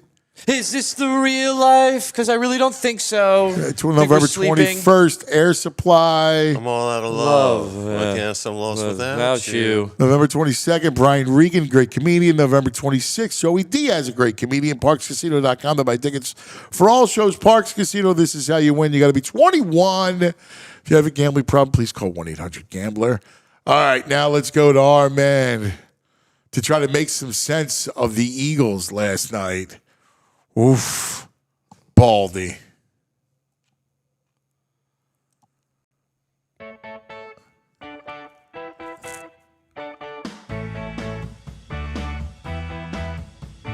Baldy. Oh, let's talk some football. Ay, Baldy. Oh, he likes pizza and football. Oh, Baldy. Oh, it's a Black Friday here in Philadelphia. Are you home? Oh, you're home. Oh, look at that. Yeah, for about an hour before I take off to Dallas here. Man, you're on the rounds. You're hard to keep track of. It's an awful night. It was the evil hat trick last night.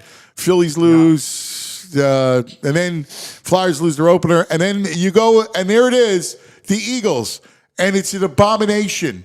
Without Quinyon and Jalen Carter, the defense is a mess, and with in the offense, I don't even know what Patullo's trying to do or trying to accomplish.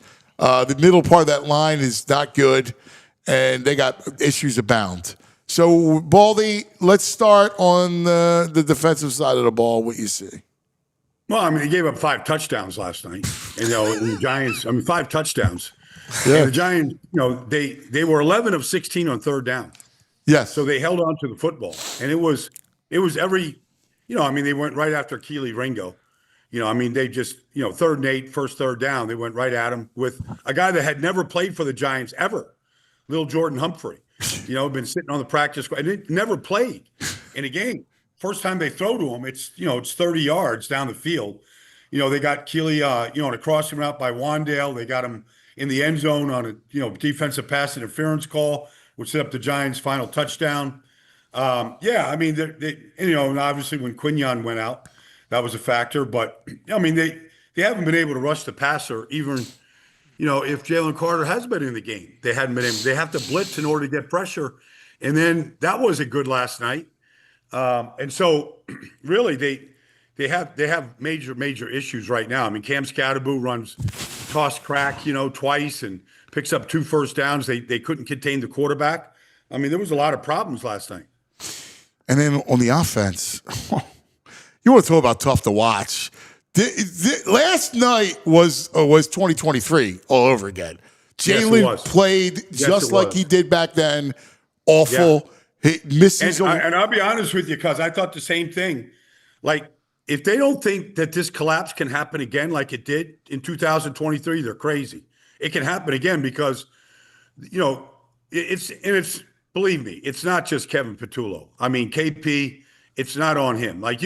Not all. Some of it is design, but to get shut out in the second half against that defense, that's pretty rough to watch. But just you got to throw the ball on some kind of timing. You just do. And so it's a lot to go around right now.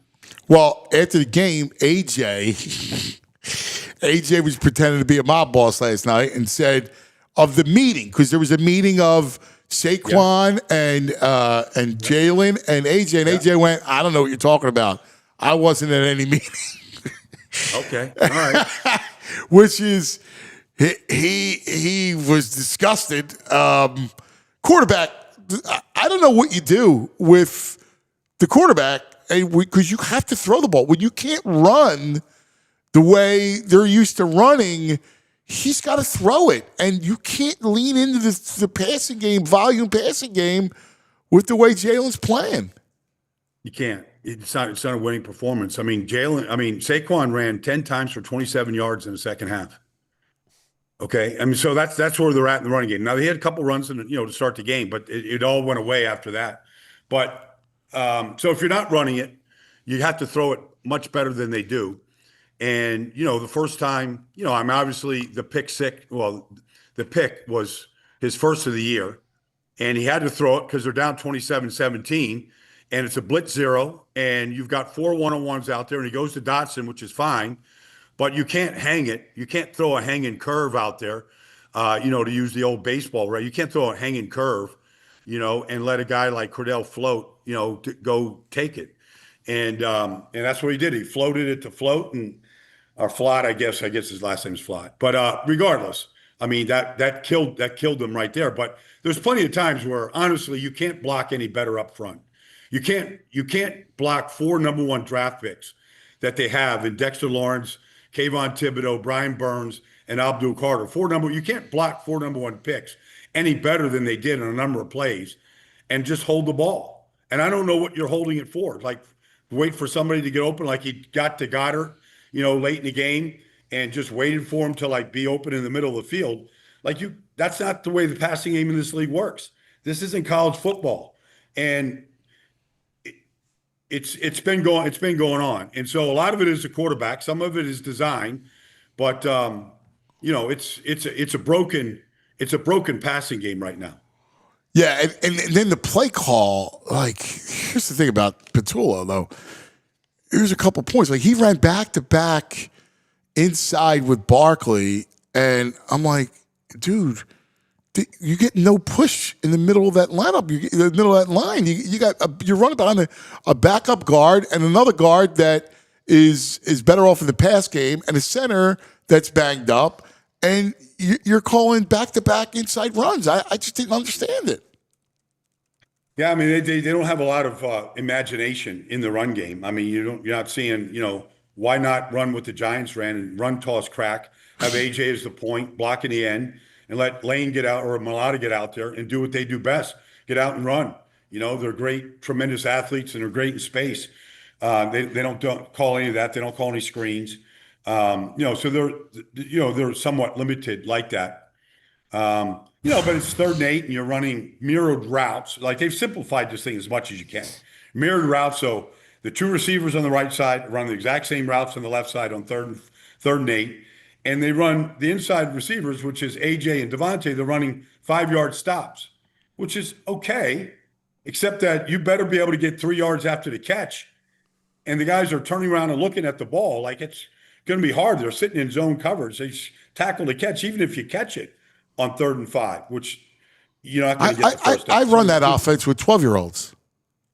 Yeah. I mean, there was half-field reads, mirrored routes. I mean, this stuff that you literally do with a quarterback that is learning the position, and you just want him to have some success. That's the offense you run. I didn't even know what to say. I mean, it's this juncture of his career. Like, you're still giving him baby food. What now? Is it still? Does Patullo just give him real concepts and say go have at it, or is he incapable? I know you don't know the answer to this, but what do you do? Because you just can't go back to Gerber. To Gerber's offense. No, I don't know. You're a man with no kids. I'm a father. But I mean, every offense is built upon, and passing game is built. I don't care what level you're at. It's built around 3-step, 5-step, 7-step drops. It's based on timing. Okay, I mean, go back to West Coast offense principles. Any offense. It doesn't matter what it is. It could be, Shanahan's offense. Play action, heavy play action, all that. Like every offense is built on some level of some timing right now. And there's no timing in the passing game at all. The ball doesn't come out unless it's just a short, check down throw. Right now, there's no timing to any of it. So, I mean, Jalen's just going back there and for the most part, going back there and just waiting, which he has the luxury to do because his offense line is blocking great. Like he has a luxury to go back there and just wait. But that's actually a bad crutch to go back there and do that. That's not like you're going to make some plays based on that. And they got a couple last night. They got one to Dotson where he just held the ball forever, went back to the other side of the field and got Dotson for a first down. But that's just a luxury. And the luxury is hampering the quarterback right now because he feels like he can just do that play after play and hold it and wait for somebody to pop open. Can I ask Baldy, when these basic mirrored routes, when you look at last year with Kellen Moore, were they similar routes last year, or are they really basicified this year? Well, I mean, they threw it. VG last year they threw it on average 21 times a game. After they started 2-2, like they didn't throw it a lot. And they're sort of playing a similar style. Like the offense, Kellen, I think is better. He's a better play caller. Like I think he's a better designer. And I'm not here to trash Kevin because I don't think it's terrible. But, when you're throwing it 20, 21 times a game and you're playing with the lead for most part, and you can afford to do that, then you can hold it like that, because he did that last year. But they played with the lead. But if you're down 27-17, if you're down 20-17, or 27-17 for sure in the third quarter, you got to throw it a little bit. And they did. They came down and got themselves a good score and moved it pretty well into the pick. But, there's zero rhythm to this offense right now. Yeah, and this leads me, like you said earlier, we just glossed over it. But, yeah, if you think 2023 can't happen, you better think again. And I'm starting to look at this team and I'm going, wow, maybe what we saw, the spotty play, a good quarter here, 2 bad quarters, another good half, then a bad half, that all this stuff, especially if they get dinged up, they can't overcome. They're not good. No. Well, they don't have a pass rush right now, so they got a blitz. And but even on the opening touchdown of the game by Jackson Dart, Zach Bond is there spying Jackson Dart. That's his job. And Dart throws the old dead leg fake at him, and he bites on it, and he goes 20 yards untouched. Like, the tackling is horrendous. Makuba on the outside on that second touchdown, Wandale Robinson, like, there's the sideline. The sideline's your friend. You can't miss that tackle. You can't. Like, you got to at least get him out of bounds. You can't let him catch that ball on the sideline and go the distance for the touchdown. Like, it's really bad all the way around. And, you keep seeing the shots of Vic up there, and he's thinking, all right, I don't have Nolan Smith. I don't have Josh Sweat. I don't have these guys that, could win on a 4-man rush last year. Yeah. Like, they're not winning up front. And so if you don't think this can happen again, this thing could collapse. Like, you talk about the spotty play, right, cuz? So first 3 quarters against the Rams was horrendous. You're down 26-7. All right? The fourth quarter against Denver is horrendous. Like, you don't score a point. You don't have put a drive together. Last night, outside of the first quarter, like, you're awful. And so this is what happened 2 years ago. And it happened a little bit last year. It happened against Jacksonville. It happened against Cleveland. They were just good enough on defense to overcome it. And the run game was great, and they overcame it. But the same issues that we saw in the collapse in 2023, which was a monumental collapse, the seeds of it are right there right now. Yeah, because you got a defense that is, like you said, can't get pressure. And again, without Quinyon Mitchell, see, it kills you in the back end, because even without the pressure, if you have Quinyon to bail you out on the one side, you can get away with it. It's not optimum, but you can get away with it. Now you put Keely Ringo out there, forget about it. You're cooked, because anybody will cook him. Then on offense, you can't run the ball. So, which is amazing to me. Now, I know the line's been dinged and everything else, but that was always what you lean into. Like, who are we? We are a downhill run team. And they were. And they ran it, and they had great concepts in their run game, and Saquon was incredible. But now you can't run. Now it's back on Jalen's shoulders. And here's the point.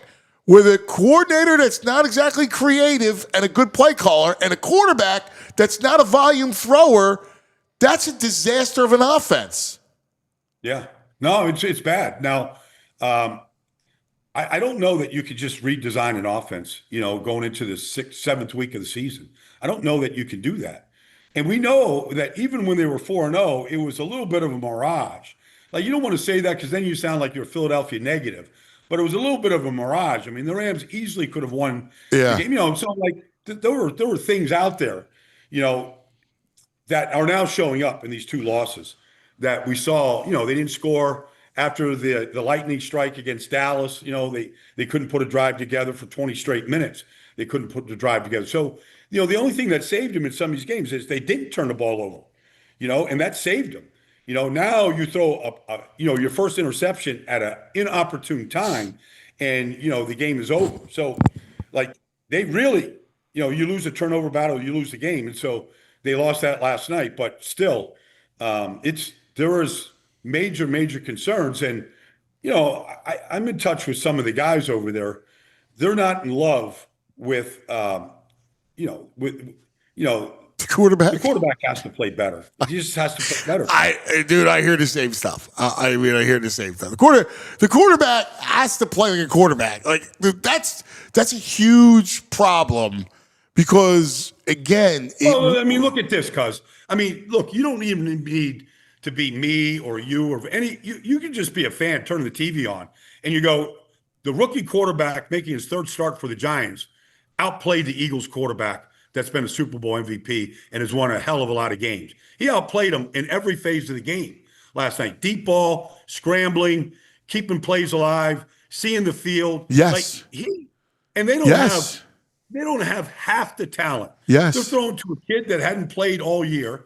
They're throwing to Wan'Dale Robinson. They're throwing to tight ends, and they're handing off to a rookie running back, and they completely outplayed the Eagles at those positions last night. I mean, my God, Baldy, he's got Devontae wide open.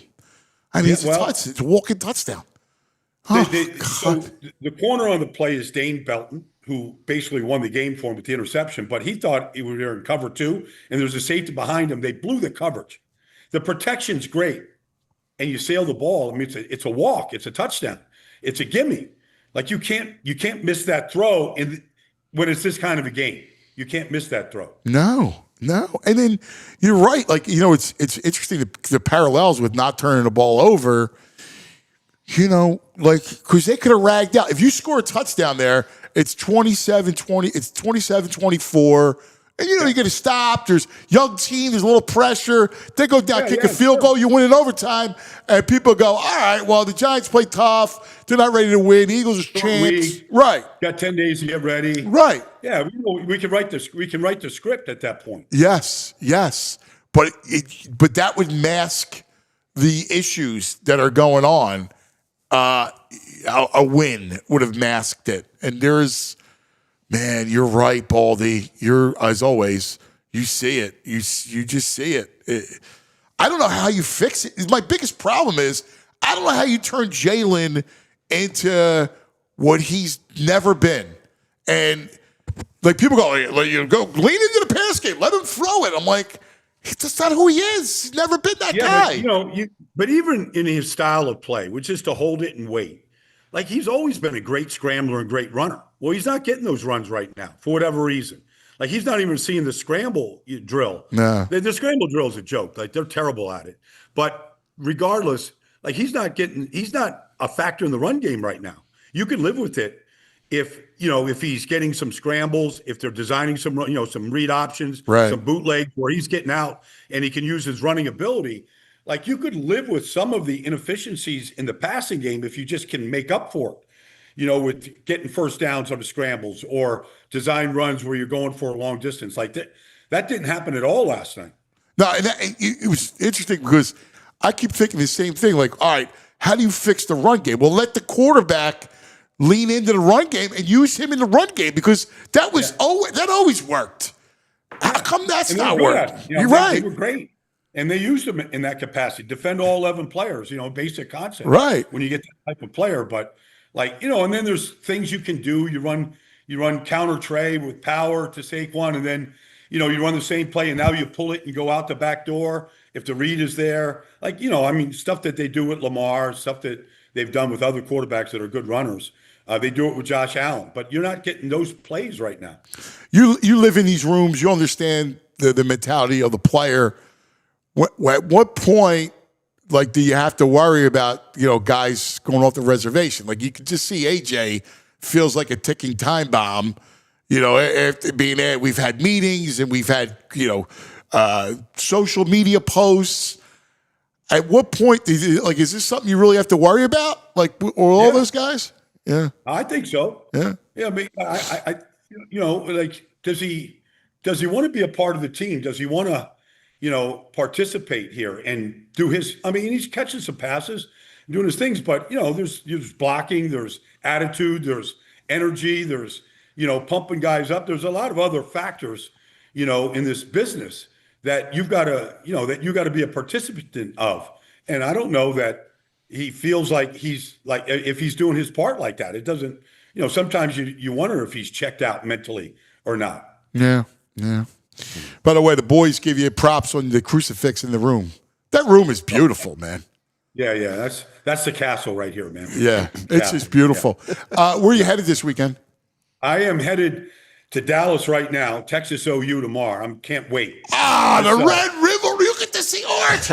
You got to tell me what the real problem is with that offense. They got four offensive linemen that are not gelling. Well, they're playing horrible up front, but I'll tell you this: that I don't know if this John Mateer is going to play at Oklahoma. I know. I mean, I feel like the Eagles should draft him right now. He looks like he looks like a combination of Baker. Like, Yeah. I think he's going to play with a broken wrist, Yeah. broken hand tomorrow. But he's good. And Oklahoma's defense is outrageous. Like, they might run the table. So their front is better than Miami's front. Yeah, look, they've got immovable objects up. They've got some beef up front. Like, I don't know, Texas. Like, this thing might get ugly tomorrow. Yeah. But I can't wait though. The atmosphere. I grew up in playing in Dallas and going to Texas OU and the rivalry. Like, I can't wait to get to Dallas, to get to the Cotton Bowl. Herb Street, Fowler going to be there. Like, it's just going to be an awesome atmosphere, man. Then I'm heading to the Raiders to do the game on Sunday. Beautiful, beautiful, beautiful. Yeah. Send me pictures, man. I want to see it. I'll be watching it. All right. I'll have you on listening to you. Love you, brother. Thanks, Baldy. See you guys. There he is. Great weekend. You too, brother. There he is, the great Baldy. We're in overtime, by the way. OT, OT, OT, OT. OT, OT, OT, OT. OT, OT. What do you got, Andrew? We got VJ. Where's Danny D? He show up? He didn't show up, Danny D, huh? Oh, big game this weekend, too. It's a Roman. Is it Prep Roman? He's supposed to be coming. Let's go to EJ, and then we got Todd. I miss Todd. We need Todd now. We need a distraction. We need Todd bad. We need Todd. Let's go to EJ on the what? Yeah, on the Xfinity guest line. EJ. What's up, guys? How we doing? EJ. So, did you know that you were on? No, I couldn't hear you. I couldn't see you. I was sending some texts. Sorry. So I apologize for that one. Yeah, we were like EJ. Hey, brother, listen. Last night was just a wretched night, right? Like, so it was awful. It was an evil hat trick. But here's the problem.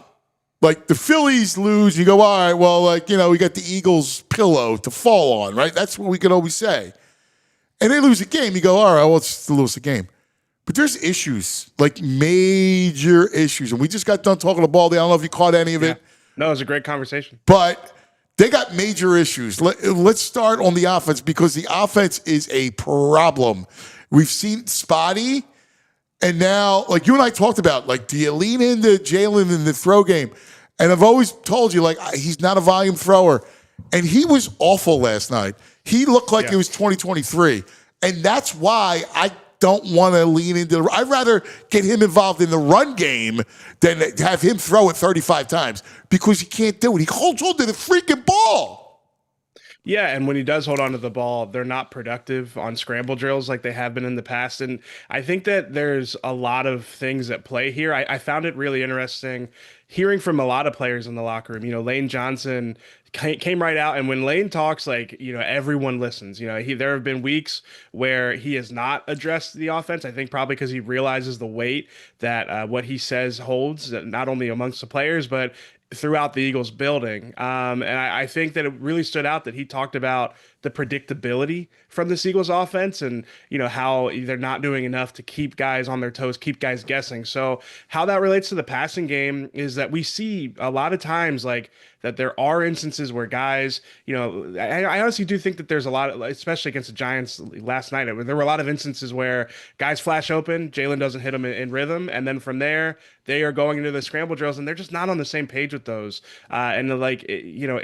It's one of the many confounding things about this Eagles offense, because you've seen them have success with them in the past, but I think it is kind of illustrative of how many issues they have, that they're not consistently on the same page. So no, I'm with you. I mean, Jalen came out and said, he takes accountability for it. He did not play a good game. And I think it's kind of back to the drawing board. This is 6 weeks now, and the Eagles offense has looked a lot of different, they've had a lot of different shapes and forms, trying to find an identity. And I think that we saw some evidence last night that the volume passing game is not something that they can lean on. The OC is also not the guy you can lean on either. What in the world? What's the fascination with the inside run when your interior line is either back up or banged up? And he ran back-to-back inside runs with Saquon. You got no shot at doing anything with those calls. What are you doing? Yeah, and especially that was coming in the string of 3-and-outs that we've seen from the Eagles offense each of the last 4 games, and it's just like those back-to-back inside runs really felt like you knew exactly after that first one that they were going to go 3-and-out. And that was another thing that Lane Johnson talked about is that that they don't hit the perimeter enough in the run game. That they need more variety in the run game. Hearing you and I talked about that. You and I talked about that for a couple weeks now. Hey, outside zone runs. We talked about it. You and I. Like, if you and I are talking about this stuff, where is the offensive coordinator to do it? Like, this is what drives me freaking insane when I'm looking at this rudiment. I do more with my 12-year-old football team. Like, that's not a joke. Like, it's serious. Like, it's ridiculous. The type with the EJ.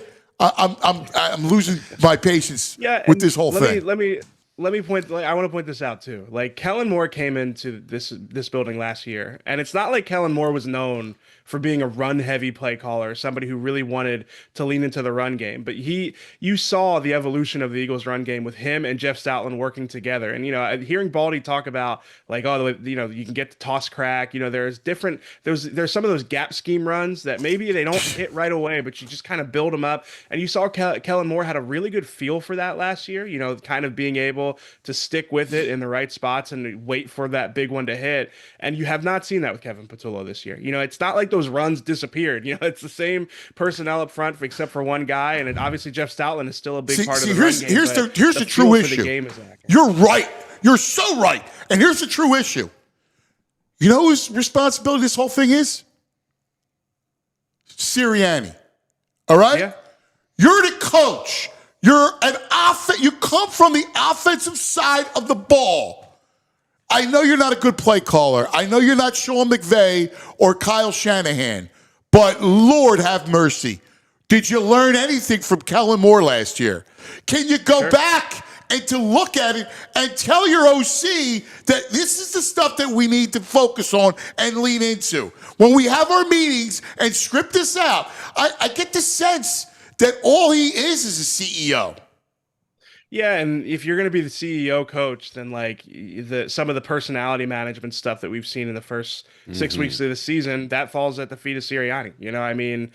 We could talk about AJ Brown and I have to ask you about that. You lived it. Like last night, you got him talking like John Gotti. I don't know anything about any meeting. All right. I don't remember. I don't know. I'm going to take the fifth on that. What's that?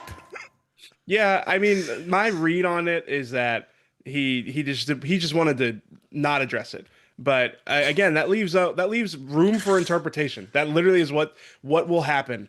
Obviously, it did not go over well. Like publicly, people are speculating, and I just keep going back to the same thing with AJ. Like, this has all been like boiling over since really like the second game of the season. This is something, every time you hear him talk, you can tell he's frustrated. You can tell that he's trying to navigate that. But no, I mean, the fact, that's why, like, when we talked about the meeting last week, or I guess earlier this week, it was like, I want to see a tangible, like, something on the field that speaks to them clearing the air or something, some progress in that area. And you see, Jalen, miss him on the deep crosser, the skinny post route, on the interception. And it's just like, that's the stuff that like you have the meetings for. Like you try to clear the air so that, you guys are on the same page on the scramble drills and you're on the same page, being able to find each other on the field. But, to me, this is business as usual. This is the status quo for AJ this season. He's clearly frustrated. I thought Baldy made a good point. Like, he floats through games at times. You sometimes see that, checked out is the word that comes to mind at times with AJ this year. And I mean, it's not going away. This isn't something that you can just fix with an alleged meeting, as AJ probably would put it. Well, and when does the Slim Reaper turn into the Grim Reaper? Because my man, how do you miss that throw? God, how do you miss that everything throw? You hear is that Devontae is the one that is more like demonstrative and he'll get after guys on the sideline. Oh, yeah. No, people think it's AJ getting on. It's not. all No, AJ. Devontae, yeah, I mean, you see him in those mic'd ups. He's always the one that curses the most. Yes, yes. He's got some. Hey, by the way, some that kid energy on that is a sideline. great player. And listen, I don't want to begrudge Jalen because we know his success, and he does die to win. Like there's a lot of great qualities there. But he's got to play better. He just has to play better. But that's the truth. The truth is he doesn't throw a pretty ball. He doesn't see it. He doesn't throw it on time. He's constantly late. He's more late than I am. I'm always late. Always. No, I mean, I think he historically has been a good deep ball thrower. So, I do think that's one thing that is honestly alarming about the last 2 weeks is that even that hasn't been there for him. But I mean, I think that it's a nuanced conversation you have to have about Jalen Hurts, a Super Bowl MVP, somebody who has played two of his two best games in the Super Bowl. He obviously has shown flashes of being a guy that you can build the offense around, but we've seen the last 2 weeks what it looks like at times when you build the offense around him seeing it and being able to make quick decisions. Like the interception is a perfect example. It's like, I saw Kurt Warner tweeting about it this morning about it looks like cover one pre-snap.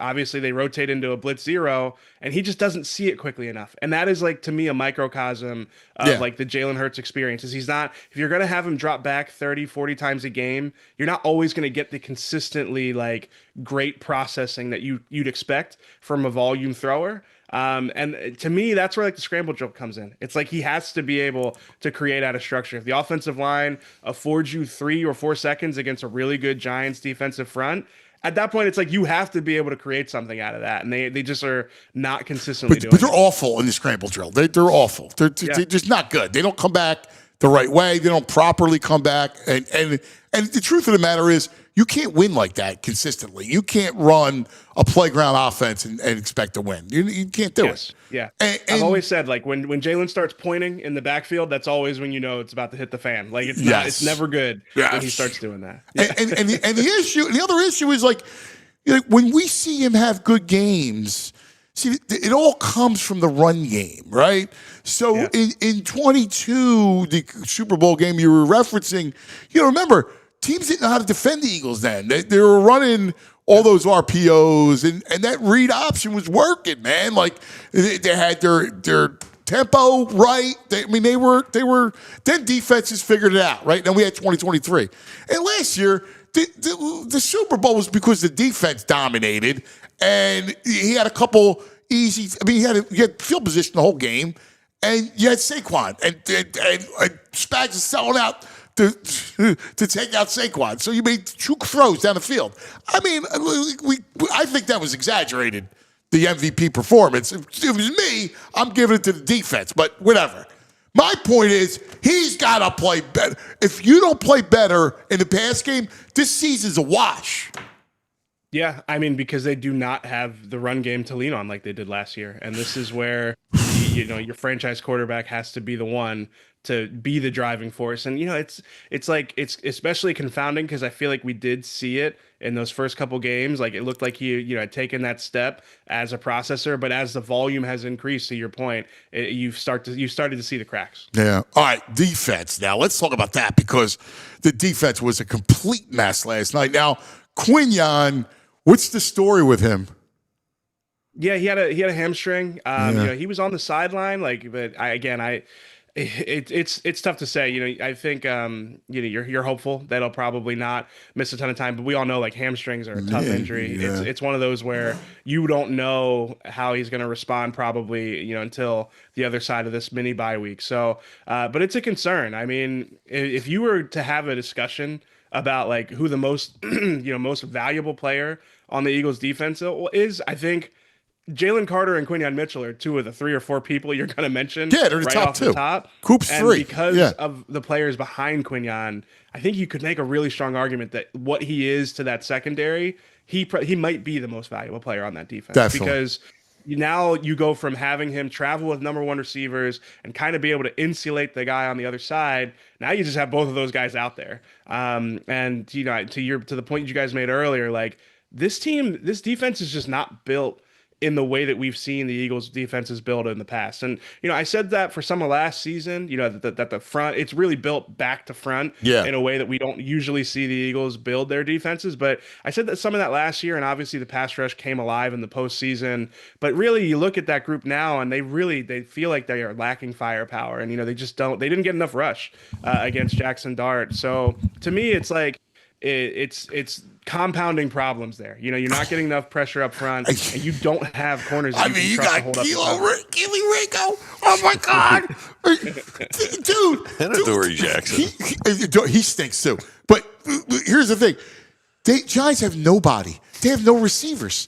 You got off the street. Your practice squad guys are and a rookie quarterback and practice squad receivers are riddling your secondary. And then that allows Scatterboo to just wreck the rest of the defense. I was, oh God, I'm petrified. It's like, as a Texas fan, like I know who Lil Jordan Humphrey is. I don't know if most people do. I know. And the fact that you got him and Wan'Dale Robinson just like torching your corners. I think Bo put it really well last night. He said like they've got like 4 fourth-string cornerbacks on their team right now. It's Quinyon and like a bunch of 4th-string outside corners. And you need Coop on the outside. It's too bad. Trying to pull that lever. If Quinyon can't play, if Q's you got to put Coop on the outside. As much as I don't want to do that, you can't have. It's like a Band-Aid for a couple weeks if Quinyon's out. Yeah, no, I think that I see where you're coming from with that. They just you probably can't have your best outside corner by a wide margin playing in the slot if Quinyon's out for a stretch. Yeah. I mean. Oh God, dude! I'm legitimately concerned. Like legitimately, I am too. Like 2023 can happen again. Yeah, I mean exactly, because in 2023, one of the things that really became, it was probably the problem, is that the team just didn't respond to adversity well. They hit adversity, they hit the wall, and it just kept going downhill from there, and they couldn't get themselves out of it. And this was an early test on how this year's team would handle adversity. They had a short week, coming off of that Broncos loss, which that Broncos loss it's a tough loss, which you can almost hand wave it if they get it right against the Giants. The fact that they came out and played like a game where they lacked detail in all three phases. They got beat up, at the line of scrimmage on defense, and really the offensive line continued to struggle in the run game. I do think that's worrying. I think it is worrying that they didn't come out in this game and kind of get I felt like the urgency was up, and the fact that they turned in that performance, I do. I think that Nick Sirianni said that they were 4-2 last year. They've been here before and they can figure it out, but they were 5-1 in 2023, and they looked like a team that had gotten. I guess they looked like a team that had underperformed relative to their record in 2023 in the way that they look like that this season as well. I know, I honestly I didn't think it was possible. I didn't think defense, because I thought the defense. I thought Vic the last 2 weeks. Yeah, I thought Vic.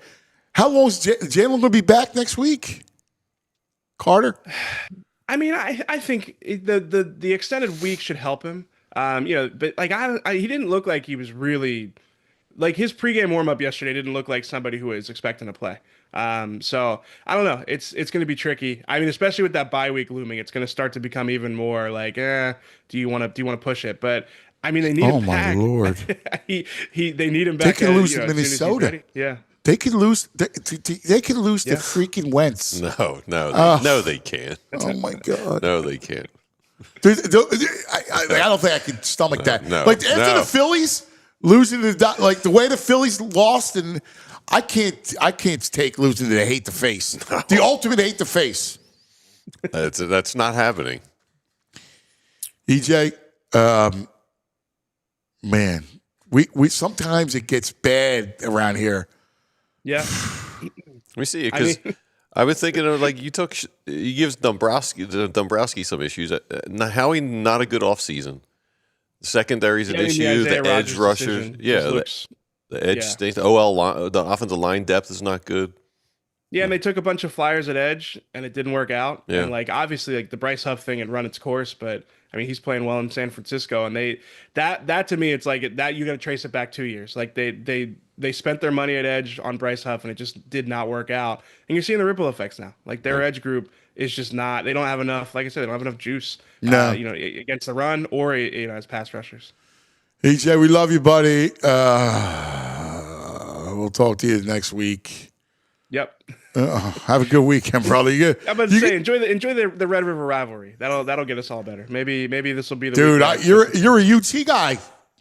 Yeah, it's been a tough year. I'm glad that you pointed out that like they've got some problems up front. It's not all. There are Arch, four young offensive linemen that have not gelled.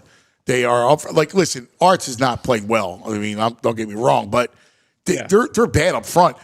Here's the problem: Oklahoma's front's better than Miami's front. They're going to torch Texas tomorrow. I don't care. Yeah. If you're the quarterback and not Mateer. I did play some quarterback in my day. I'm before with they you, moved me baby. to tackle. I like it. Yeah. We might need you for the Eagles. We might forget about Oklahoma. Let's use you for the Eagles. Yeah. All right, buddy. We love you. Hang in there, pal. Have a great thanks, weekend. guys. See ya. Yep. Here he is, EJ Smith. Papa Arch was right. He said Arch was coming back next year to Texas. He was correct. He was correct. All right. Is there anything you like to add before we go to a guy that we need in a big way? It's been rough. Baldy's they were all these quotes: broken offense, no timing to pass game, tackling is horrendous. It was rough. And here's something else. We might as well pull up before we get feeling good with Todd. Here's a tweet Hembo put out. It's going to make us all feel better. The Phillies scored more runs. The Phillies had more hits. They hit more homers. They struck out fewer times. They drew more walks. They stole more bases. And they lost. How does that happen? Right? Baseball's a wild game. How does that happen? Here's I'm looking at this thing. There's the bro just said it. Cities in history to have their NHL team lose, NFL team lose, and MLB team lose in the playoffs and be eliminated all on the same day. Philadelphia today, Philadelphia, October 16th, 1983. The only two times in history. That's the day we talked about. It's a worse day than today. You said it. It's the only time in history. I think it was the first time a team has ever been eliminated in a series last night off a walk-off error. I think it might be the second, but it's not. It doesn't happen often. That's for sure. Sixers will lose tonight in Orlando. Breaking news: Sixers they will even lose playing? tonight. Preseason. I mean, even your boy, even our boy, like Coop, not happy in the locker room. He dropped an S-bomb, like about the bleep going on around. We got to straighten this bleep out. Like, what do you think? there's something going on. It's not. No. He's right. No, I know, but like he's right the way to do that. The way they're talking to the press, this stuff's usually like in house. No, because they're a mess right now. You got the issue of being fat from the Super Bowl, right? Yeah. Egos, the whole thing. Right. That's why it's hard to repeat. And then you got injuries, which is legitimate. You got along the O line, Which Brain was along saying, the D line, tough to stay healthy, right? Back to back years, right? And he's not wrong. Yeah. And then Quinyon. Quinyon is a huge issue. Yep. Right? So you have all these factors. And then, again, it goes back to the offense has always been an issue. It wasn't an issue last year because you had you had a professional in the building, too. I mean, I'm not a huge Kellen Moore fan, but he's a professional who's been around doing it forever. You know, he felt like he had there was more hope he was going to turn it around than what you got. I like Kellen Moore. I told you last year I liked Kellen a lot. I thought Kellen was a good OC. Patullo's a mess, and the quarterback is not good. He's not a good volume thrower. He does a lot. He does other things well, but he does not do. Like, you can't lead. If your run game's not working, you can't lean on him to bail you out. But no, you can't lean on him, but it's not a coincidence when he's had two good offense coordinators, he's looked better. The run game's worked. Steichen was good with him. Kellen Moore was good with him. And every time it's these in-house guys, it's a disaster. Yeah, I have to tell you, I'm not in the mood for any alibis for Jalen. All right? Patullo stinks. So let's get that off the table. But the quarterback is also late on everything. Like, this is ridiculous. That interception like, if you're like, this is what you do. You got to throw the football on time. If you're gonna, otherwise, Oh, God. After last night. What do you want, Tyler? Nothing, man. Misery. You got it. You got it. Pain. I don't want nothing. All right, you know what I want? I want to get out of this feeling. I need to go to our man. We need him. It's a weekend. I want no sports. I don't even want to look at Who are you kidding? We watch college football all day, and then we glue the football on Sunday. This is a movie weekend. It's tonight all the way to Sunday. We're supposed to have a nor'easter. What? You know this? No. Oh, yeah. Come on. What? Oh, dude, On yeah. the weekend? Yes. Oh, dude, what do you hear about this thing? Nor'easter. And I'm already dreading this now. Yeah, we're having get a nor'easter. Come on. Vinny said it yesterday. So tomorrow, it's going to rain tomorrow, Sunday, Monday, Tuesday. And Sunday, so Moscow has a game on Sunday, 3:30 on a Sunday. In what's going to be a downpour in a nor'easter. Yeah, forget that.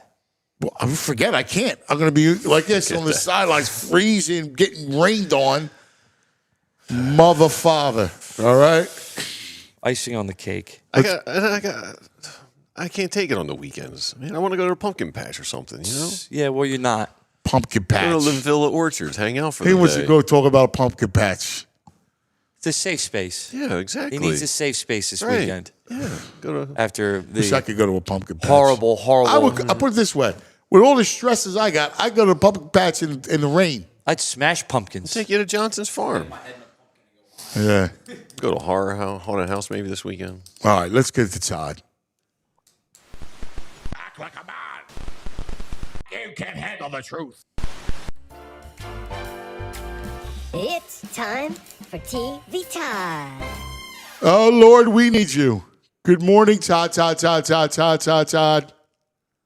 This has been a rough show to listen to. Well, it's like group therapy, man. Group therapy is not pleasant, Todd. I mean, we're working What do you through want me some to stuff. do? You want me to be a cheerleader of what we saw? No. I told Andrew by text, I'm like, I'm not even sure I should be on today. We should just air it all out and flush it. We need you. No, we need you even more today because of that, because of what's going on. You had tickets for Game 5. I did. You know, the one thing I do want to say, though, I think the Flyers shouldn't take any shrapnel for last night. Like, okay, they lost on a night where the other two teams lost, but it was very different. Yeah, I mean, you're barely mentioned in the. Yeah, who's giving the Flyers shrapnel? The only reason why they're even in the conversation is because you just finished a hat trick. You know, that's all. The evil hat trick. But other than that, I mean, obviously, they actually played Florida tough. They're defending champions, and actually, Vladar played well. He really did. And, I was wondering why he got the start over Ersson. And, I saw him play a little bit in the preseason in Hershey. I thought he looked pretty good. But I think waking up this morning and thinking about it, the new strategy, the new defensive strategy under Rick Tocchet is clearly to keep shots on the outside. Yeah. You can take as many shots as you want from the perimeter. We're not going to throw our bodies in front of it necessarily. We want our goalie to see it. And we're going to not just give up grade A chances, right? It's a really interesting strategy. I like it, but you can only do it with a strong goaltender. And Vladar, there's a level of confidence and a composure with him that I just don't see with Ersson right now. Yeah, no, you're right. And, I think that's kind of what they were talking about, too. Like, he was a big addition, kind of big in their plans for this year. And because they needed stability there. I mean, we saw what happened before. I didn't get a chance, though. I mean, I had it on. I had the multi-view Xfinity, but I wasn't locked in. How was they didn't have a lot of chances last night. Michkov was pretty quiet. He was pretty quiet. I don't think he even had a ton of ice time. Honestly, the line that continues to impress me is, Forster, Cates, and Brink. They were fantastic last night, specifically Cates. He looks great right now. So if that line is rocking and rolling and we can get the Michkovs and the Zegrises and the Konechny's of the world, Jet and Grabenkin didn't play last night. I think they could be really, really good. So they didn't have a ton of chances, but they also took too many penalties. They took five penalties. lots to clean up. But I mean, it was a 2-1 game. They had a chance. They almost tied it at the end. So it really was a decent opening night showing. Really. Right. Well, I mean, let's face it. We got bigger fish to fry. I mean, we have the end of Red October. Like Red October, here's my fear, is that this is it for a little while. Now, I don't think that's a fear. I think that's a reality that we all have to accept. I don't want to use the term rebuild because I'm so tired of that term, but clearly we are not running this back, right? Like we can't. But I don't know what you can do, right? So you're locked into Turner and Harper, obviously. And listen, you like Bryce, but you're locked into those guys. And then you turn around. You need JT back because you got no catcher. And you need Schwarber back because you got no power. So that's going to tie up all your money. And then it goes, you're going to get rid of Castellanos. You're going to get rid of, Bohm or Marsh. And, what do you do with Stott? I mean, I don't know what kind of changes you can make. That's a good point. I went to bed last night after watching the Schwarber, post-game conference, and I thought, like, I don't know. I woke up this morning thinking maybe he's not coming back. I saw it, man. I know. I brought it up to Jimmy Stakes. Stakes was like, yeah, it's negotiation, blah, blah, blah. But I don't know. He seemed a little more resolute in that not happening. Well, with all due respect to Jimmy Stakes, who I love, what does Schwarber have to do to negotiate? He controls it. He has all the leverage. Right. So I think what we saw last night was a glimpse into the fact that he knows he may not be wearing the powder blue next year. Yeah. No, that's a good point. It really is. And then the Eagle thing. I'm petrified that thing doesn't turn into 2023. But I look at this OC and I go, this guy's got no clue as a driver. I mean, he's driving blind. I don't know what he's doing. And then, without him, then you already have the receivers and Jalen at it. I mean, I'm afraid. Yeah. Well, listen, much like last year when we thought it was over early and we were calling for Sirianni to be gone and everything, listen, we got time to fix it. They have to. Yes. I'm not panicked yet at all, to be honest. It's week 6 and they got their mini bye now. They got a big bye coming up. So, let's see what happens. I am panicked. I am. I'm like, all right. I'm not Kerkering last night, panicked, but I'm worried. Well, all right. I'm worried. I mean, it's not without good reason. I'm not throwing the ball to home, but I'm not. But I'm worried. Yeah, I hear you. Yeah. All right, buddy. Take us into another world away from this one. Well, as Andrew said, I agree with him. This is a big movie streaming. Let's get out of our heads and into other worlds weekend. Lots of great stuff. I mean, I was off last week. We didn't get a chance to chat, but in addition to all of the big series that are currently streaming, I mean, House of Guinness still doing well. Task is doing well. Yo, dude, Task is a great show, man. The acting is ridiculous. It's just a great show. It's well written. It's directed beautifully. It's accurate, and it's acted well. It's a great show, man. Just quality. It is. I really like it. I think it's solid. We'll see if they stick the landing and how that all goes. But it's really an enjoyable show. What I'm watching right now that I'm also loving, came out last week, is Monster, the 3rd installment of Ryan Murphy's Monster series on Netflix. The first one was the Menendez brothers. Then they did Dahmer. And now they're doing Ed Gein, who is probably the most infamous serial killer of all time and inspired Psycho and Texas Chainsaw Massacre and Leatherface. Silence of the Lambs. He's the original Leatherface. What makes him so? What's his back? I don't know the story. So it's really. Go ahead, Andrew. from what I understand, he was a serial killer, or what he would do was I don't know if he killed people or he went and dug up dead bodies, and then he would take the dead bodies and he would mutilate them, and he'd make furniture out of the bones. And like apparently there was a wall that he had that was full of human skulls. His furniture in the house were all made of bones. Like all of this stuff, he used the skin to do different things. Here's what they found when they went to his house: a whole human bones and fragments, a wastebasket made of human skin covering several chairs, human skulls mounted on bedposts. I mean, it goes on and on. Yes, and on. he is the reason why they made Leatherface. It's like he is the original Leatherface. Yeah, it is, but it's actually a deeper story, and Ryan Murphy's really covering it. So, cause this was, you got to remember the time period. So this was back in 1956, 57, the 50s in Plainfield, Wisconsin, right?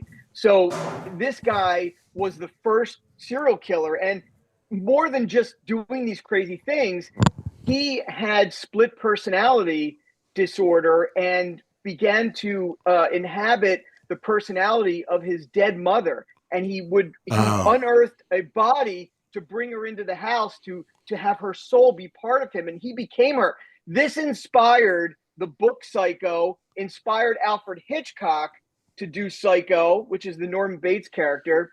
And what's great about this series is it, on a parallel basis, it's showing you Ed Gein, but showing you Alfred Hitchcock and how he discovered this and what that movie meant, how it changed audiences forever in terms of seeing horror and that sort of thing.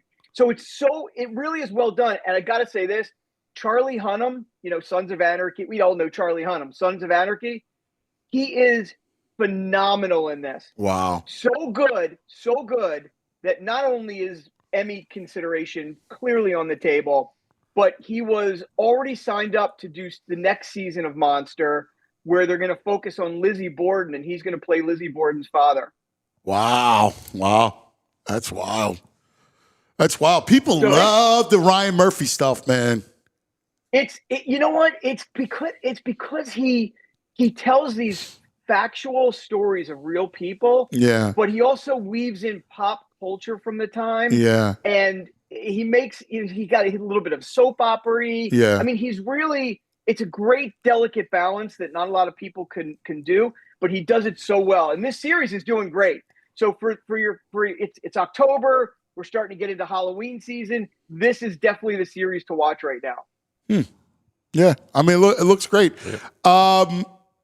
What else? House of Guinness is all. I saw 2 episodes so far. I love it. I love it. I love those time period pieces. It's so well done, man. It is, and listen, it's not I don't think it's as violent as Peaky, but it has that tone. It certainly has that feel, and I just love the battling for the power of the Guinness empire with the siblings and the Finians, and it's a great series.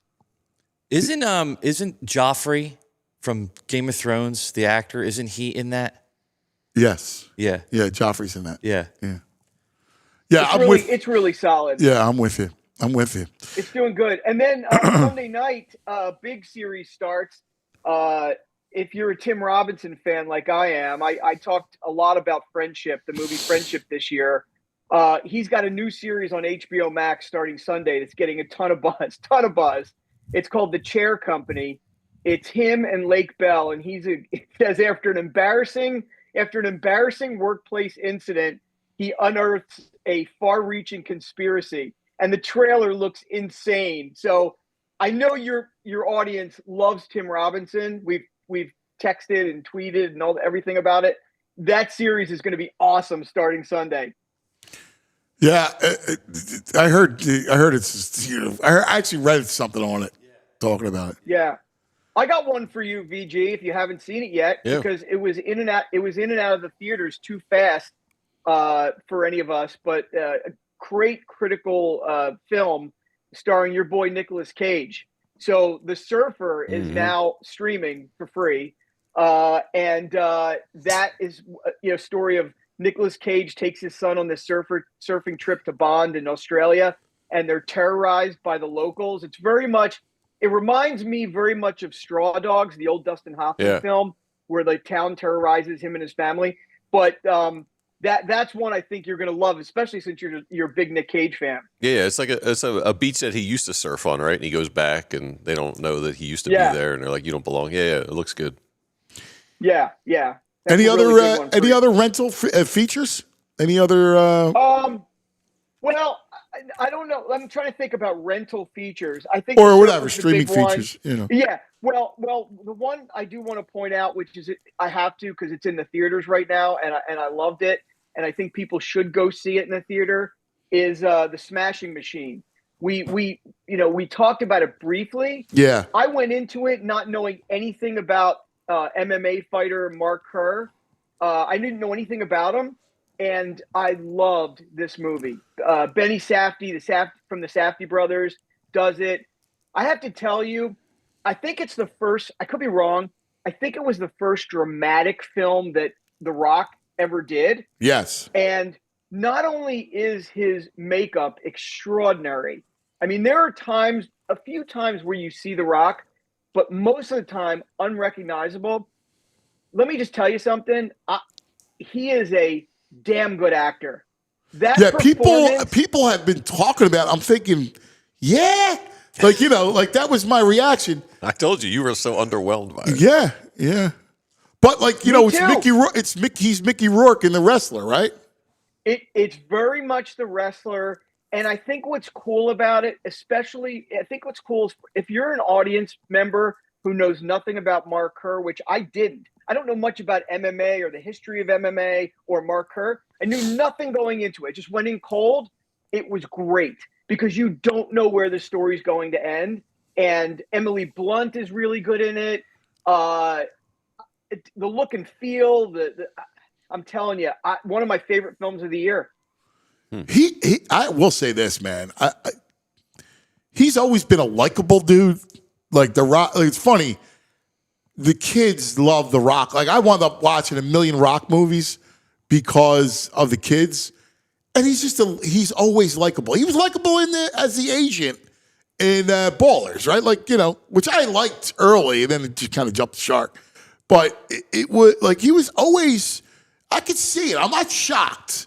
I'm surprised that he's that good, but I'm not completely shocked because there's something about the screen. Like he does well on the screen. Yeah, you make a great point about Ballers. You're right, because there was some comedy in there too, but there was a lot of drama in there about being a washed up football player, addicted to opioids and things like that. So there's some real parallels in this movie. But I got to give credit where credit is due. I thought his performance was spectacular. Yeah, that's awesome. That's great. Oh, buddy. Whew. It's been a rough. Last night was one of the rougher times that I remember in the last 25 years. Yeah. Thrown through the ringer. That's what it feels like. You know what, though? It was a bad night, but, dude, we've been here before, and we'll be here again. Oh. So, 1983. We've been through this. At the end of the day, Phillies are done for right now.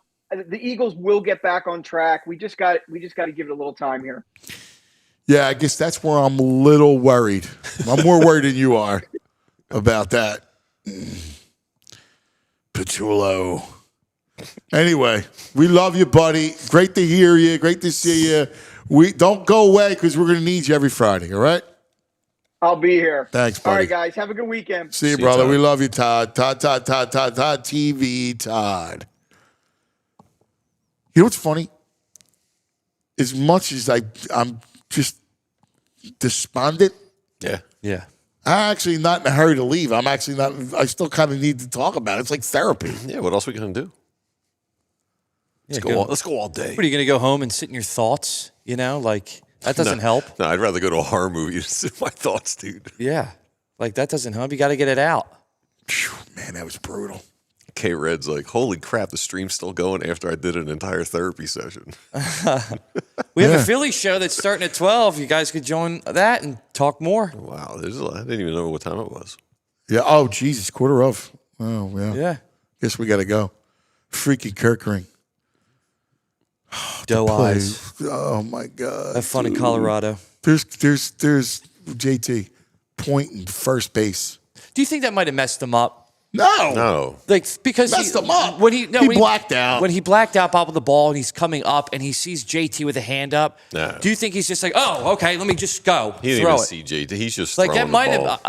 have. I don't want to give him any excuse. He's a professional that gets paid way more money than I'll probably ever see in my entire life. No, it's not even about that. He blacked out. Like listen, the kid. You know, the kid. That's what the kid does. J-Roll said he dropped the ball. He panics. He blacks out, and he knows there's a time. Oh, the winning run coming, and he's just like, I got to get it. I've seen kids. Kids do that stuff. 60,000 people screaming, and he knows he gets caught up in these moments. He knows it's a big moment. Yeah. What do you do, man? I was just looking at the free agents. Oh yeah. Let me ask you this. Yeah. Eugenio Suarez, or Schwarber? Eugenio's a year older. You get a right-handed third baseman. You get rid of Bohm. He hasn't done anything in the playoffs. He had a Batting bomb. sixth. He had a bomb, didn't he? Batting sixth. He's a. You like Bo Bichette? He's a whiff Shortstop. guy. Put Trey in center field. Well, he's a good ball player. What's he about? Is he 30 yet? He's 30. Where is he? Hold on. Shortstops are 28. That might make a run there. He's a little injury prone the last 2 years. I know. That's the thing. Yeah, I mean, he's missing this postseason run. Tucker's injured. They're winning without him. Yeah. And Tucker's left-handed. Yeah, I know. Tucker's a problem. I mean, Tucker would have to be a Schwarber replacement. It's either But you one or the still other. need a right-handed bat. I know. Anybody else? I mean, Any if you're other going outfielders? to get rid of Bohm, you might as well take a run at Eugenio. Why not? Outfielders, Gurriel Jr., Tyler O'Neill, Austin Hayes, Jesse Winker. Oh, God. Tommy Pham every year. Oh, God. He's a perennial free agent. Cody Bellinger. He's left-handed. Grisham. Cedric Mullins. No. Robert. No. Oh, my God. Loriano's got a club option. No, There's a lot of... Hunter Renfroe. Sounds God. like you need to go buy the show and play around in manager mode. Oh, man. So there's only a few options. Like, but Bichette's an option, I guess. You got to put Turner in center field. I would make that my... I would do that with Bichette. Although you got... What do you do with Crawford? You got a slap hitter who's going to hit 270 here with no power. Yeah, I'll be honest with you. I know everybody's gaga over Crawford. He's not hitting 300. I would trade him. I would trade him, too. I would look at trade him. Yeah. Adley Rushman, throw him in a trade. I re-signed JT. I'm okay with that now. I would re-sign him. I was anti it for a while, but he don't came know to play. The problem is I don't know what you do. And he handles the staff really well. He does. And I don't know what you do with, like, you got to bring Schwarber back. Yeah. I mean, you can't just let 50 home runs walk. It's not like you're going to find them somewhere. I know. And then he's going to be cheaper than Tucker because he's not a position player. What do you do with Stott? I'm tired of having platoon players at second base and stuff. I'm out on the platoons. I'm out on it too, man. Maybe one position you have a platoon. In the outfield. I can live with one outfield platoon. I was 93. You. Yeah. But I can't do. I mean, Stott had a good second half of the year. Maybe you can throw him in a package for something. Yeah. Maybe someone else will take I'd like to move all those guys. Yeah. All right, that's going to do it for us. Baldy scared me, man. Because Baldy was like, yeah, and when Baldy said something, he's like, sometimes you don't want to be, like an alarmist when they win because people say, you're being negative in Philadelphia. And so I kind of kept my mouth shut. You heard him say that. The last 3 weeks, he's been kind of taking digs at the Eagles little veiled shots. Jalen, Patullo, Yeah. All right. Hold on. Do you want to talk to Fit Dad? He said he might come on. I'm sure. I love Fit Dad. I'm gonna have to switch with Joey here because I got to go do the Phillies. Oh, we're up against it. Yeah, we're up against it. All right. Does he want to come on? I'm asking him, can you come on right now? We could do Monday. He could have a much longer. Him and Uncle Frank, I'm sure, want to talk. Uncle Frank. Let's do that. Tell him about Fit Dad Monday so we can hang with him. Oh, he said he's in. Is he there? Is he there? Put him up. All right, yeah. Fit Dad. See, I think he's working out today. I think he had a workout set. Hey, can you guys hear me? There he is. What's up, guys? buddy? I know you guys are up against it, so I'm not even going to keep you long. But it was a good therapy session today. So, man, brother, I'm just spent. Like, I've emotionally spent. That was bad, dude. I saw your tweet yesterday, and I was so hyped up for it, and I was like, we're going 3-0 tonight, and it just ended up just falling apart. I don't know what it was. I think we got into the 7th inning of the Phillies game, and I just knew something was gonna go bad with this night, and I felt it start to cascade. Yes. I don't know what it was. I think we started getting guys on base, and I was like, if we don't score in this inning, we're not only losing this Phillies game, that energy is going to somehow go into the Eagles game. And I think right around the 2nd touchdown in the Eagles game is when I started feeling like this is going to be a really depressing night. Yes. Dude, I'm so with you. There was that point, it was around the 7th inning. I'm like, I don't like the way this is going. Like, this could go bad in a bad way. Oh. I feel like I've never felt so, and obviously, like, there's been moments like this in our sports history before, but like not like this. I mean, you know what it was? Because it was just a combination, left, right, and the Eagles punch hurts because there could be lasting elements to it. Like, if they just lose the game, I'm with you. You know, I know. TV Todd was like, "Oh, I'm not, bugging out." Yeah, I'm bugging out. I'm worried about this team, honestly. I mean, you got a defense that is being gouged by guys that are. I mean, Wan'Dale Robinson. Are you kidding me? Right. What? Like, you got Adoree Jackson going out there giving these shoulder tackles, and I can't even categorize this as a tackle. That wasn't even close to a tackle. No. You got CTE Scadaboo, who is probably going to be out of the league in 3 years, and he's running like he's freaking prime Marshall Faulk in this. Like, be serious. Come on, guys. Like, it's not even the guys are not. They're not executing. And I know we all want to put the blame on the OC and Nick and and Jalen. The players themselves are not executing. They look terrible out there. AJ looks like he's asleep half the time. The only person on that offense, honestly, that should be pissed off is Devontae Smith. He's the only one who feels like he gives 100%. See, I think AJ does too. Like, I'll be honest with you. Like, you're at times when you're right. Like we talk about him coasting at times, but man, he tries. The quarterback. I know he tries. I'm not saying that. Like, the quarterback on that team. Like, the problem with Jalen is he just holds on to the ball. Like, the run game, if the run game's not working, everything's on him.